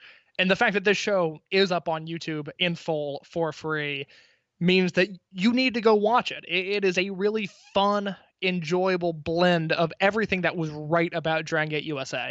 Yeah, and we've talked about like eras and like the idea of like the big American stars here. But this group of Americans now that we really have are the Americans we're going to be sticking with for the most part for the remainder of Dragon Gate USA. We have Johnny Gargano, we have Ricochet, we have Rich Swann, we have Chuck Taylor, we have Eric Cannon, we have Sammy Callahan on the undercard. We're getting to a point of what the majority of the remainder of the time of Dragon Gate USA would be like. This is after talking about like how things felt really weird, but like we're moving in the right direction, about like the worst hour in the history on Mercury Rising, and then the 2 bizarre Canada shows in retrospect. This is a lot of what we will have going forward. If you're someone who's never watched Dragon Gate USA before, get used to these characters, because these are the people that the promotion will be built on over the next 3 years. Yeah, we've talked about it at length that Dragon Gate USA has to go through a reset within their first year of existence. And in a way, with the now featured American talent coming out of this show, this is a jumping off point if for whatever reason you don't want to watch the first year of shows, which, I don't understand that line of thinking, but this is also a jumping off point for the promotion where Kamikaze versus Chikara is over. You now have Gargano and Ricochet and Eric Cannon and Rich Swann and Chuck Taylor on the card. I mean, this is like Mike said, this is the foundation for what's to come. So it's a really enjoyable 2.5 hour watch. Yeah, and that's the insane thing about the show. It's only 2.5 hours. Like, think about how crazy shows are now with like 3 hour, 4 hour shows. 2.5 hours, it will take you less time to watch it if you fast forward through the stuff you're not interested in than an episode of Dynamite, and more so than an episode of Raw. Like, it is a remarkable show and gets my highest recommendation. But Case, that's not the end of Dragon Gate USA, because we have entered the Dragon for 2010, but it's time for us to get Untouchable again. That was a really awkward segue. I apologize. Mike, that was a stretch. I tried to. I feel like I'm pretty good at segues at time. That was not my best work. I apologize. You know what? It's my Russell Westbrook theory. I would rather have a guy try too hard than not try hard enough, and so I respect the effort. As we move into Untouchable 2010, a show that will feature the following matches, including BB Hulk, Akira Tozawa, and Mike Quackenbush in a 3-way match, which is just bizarre. We have a Brody Lee handicap match against Da Soul Touches, Dragon Kid and Shingo score off in a King of Gate 2010 rematch, a street fight between Jimmy Jacobs and Jon Moxley, 4-way freestyle, Drake Younger, Chuck Taylor, Johnny Gargano, and Rich Swann. Get used to those names. A tag team match, World 1 of Masato Yoshino and Naruki Doi versus Shima and Ricochet. And Mike, your main event, former Open the Dream Gate champion Yamato against Bryan Danielson. This is going to be a really interesting show to watch. I'm like looking at the card right now, and Shima and Ricochet, get used to hearing that a lot too. A fruitful pairing. Yeah. One that benefited both men's careers, quite honestly. That's very true. And wow, when I was taking notes for the show, I was like, oh wow, we did a lot of timeline stuff because there was a lot to get to, and I thought we were moving along until we got to the end of it. This has been a very enjoyable episode, but this might actually end up being our longest episode so far of Rewind and Rewatch so far. And talking about your best show in history, my second best show in history, but our unanimous Open the Voice Gate current best match in DGUSA history. This has been a remarkable episode talking about just a time that, at least in my case, revisiting all this stuff had like, you know, the thing like deja vu and jamais vu is the big thing about Dragon Kid. Like, this was like probably the strongest sense of deja vu I've had so far going through this series. It's a really enjoyable watch. I'm glad we spent as much time as we did on it, because I think this show warranted that. This show warrants it, as we basically pleaded with y'all. Check out this show. It's on YouTube. You don't have to sign up for Gabe's bad service. This is why we never get plugs. But let's bring this in for the landing case. What else do you want to plug before we get out of here? I'm on Twitter @_InYourCase. Both Mike and I tweet from the Open the Voice Gate account @OpenVoiceGate. And I also have another podcast. If you're not sick of hearing my voice at this point, You can log on over to the Art School Albums podcast, where I've had Mike Spears on the show. I've had Aaron Bentley of the Everything Elite podcast. By the time this comes out, Dr. Keith of Dr. Keith Presents an AAW. Okay. We did an episode very near and dear to my heart, a very brave episode as we tackled a troubling subject. That will be out by the time this is out. So I encourage you, if you have any interest in either hearing my voice or a timeline that or a podcast rather that mostly covers alternative music, I suggest you check out the Art School Albums podcast. I mean, and also you understood Dr. Keith's on this, like biggest get, like Bentley and I, whatever. Dr. Keith, like I'm so stoked for this. Like, you didn't give me a heads up about this episode, so I am. As we're recording this, I know it's gonna be a while before I get to listen to this, and I can't wait. I'm at Fujiheya on Twitter. As Kay said, we both tweet at Open VoiceGate. At this point, you probably know what you get from my Twitter account. I feel awkward doing plugs about what I tweet about. It's a lot of Dragon Gate stuff. It's a lot of All Elite Wrestling stuff, and it's a lot of my inner psyche. It's a weird ride. Come join it. But that's going to do it for this episode of Rewind and Rewatch. We'll be back with you next week with Untouchable 2010. Take care, everyone.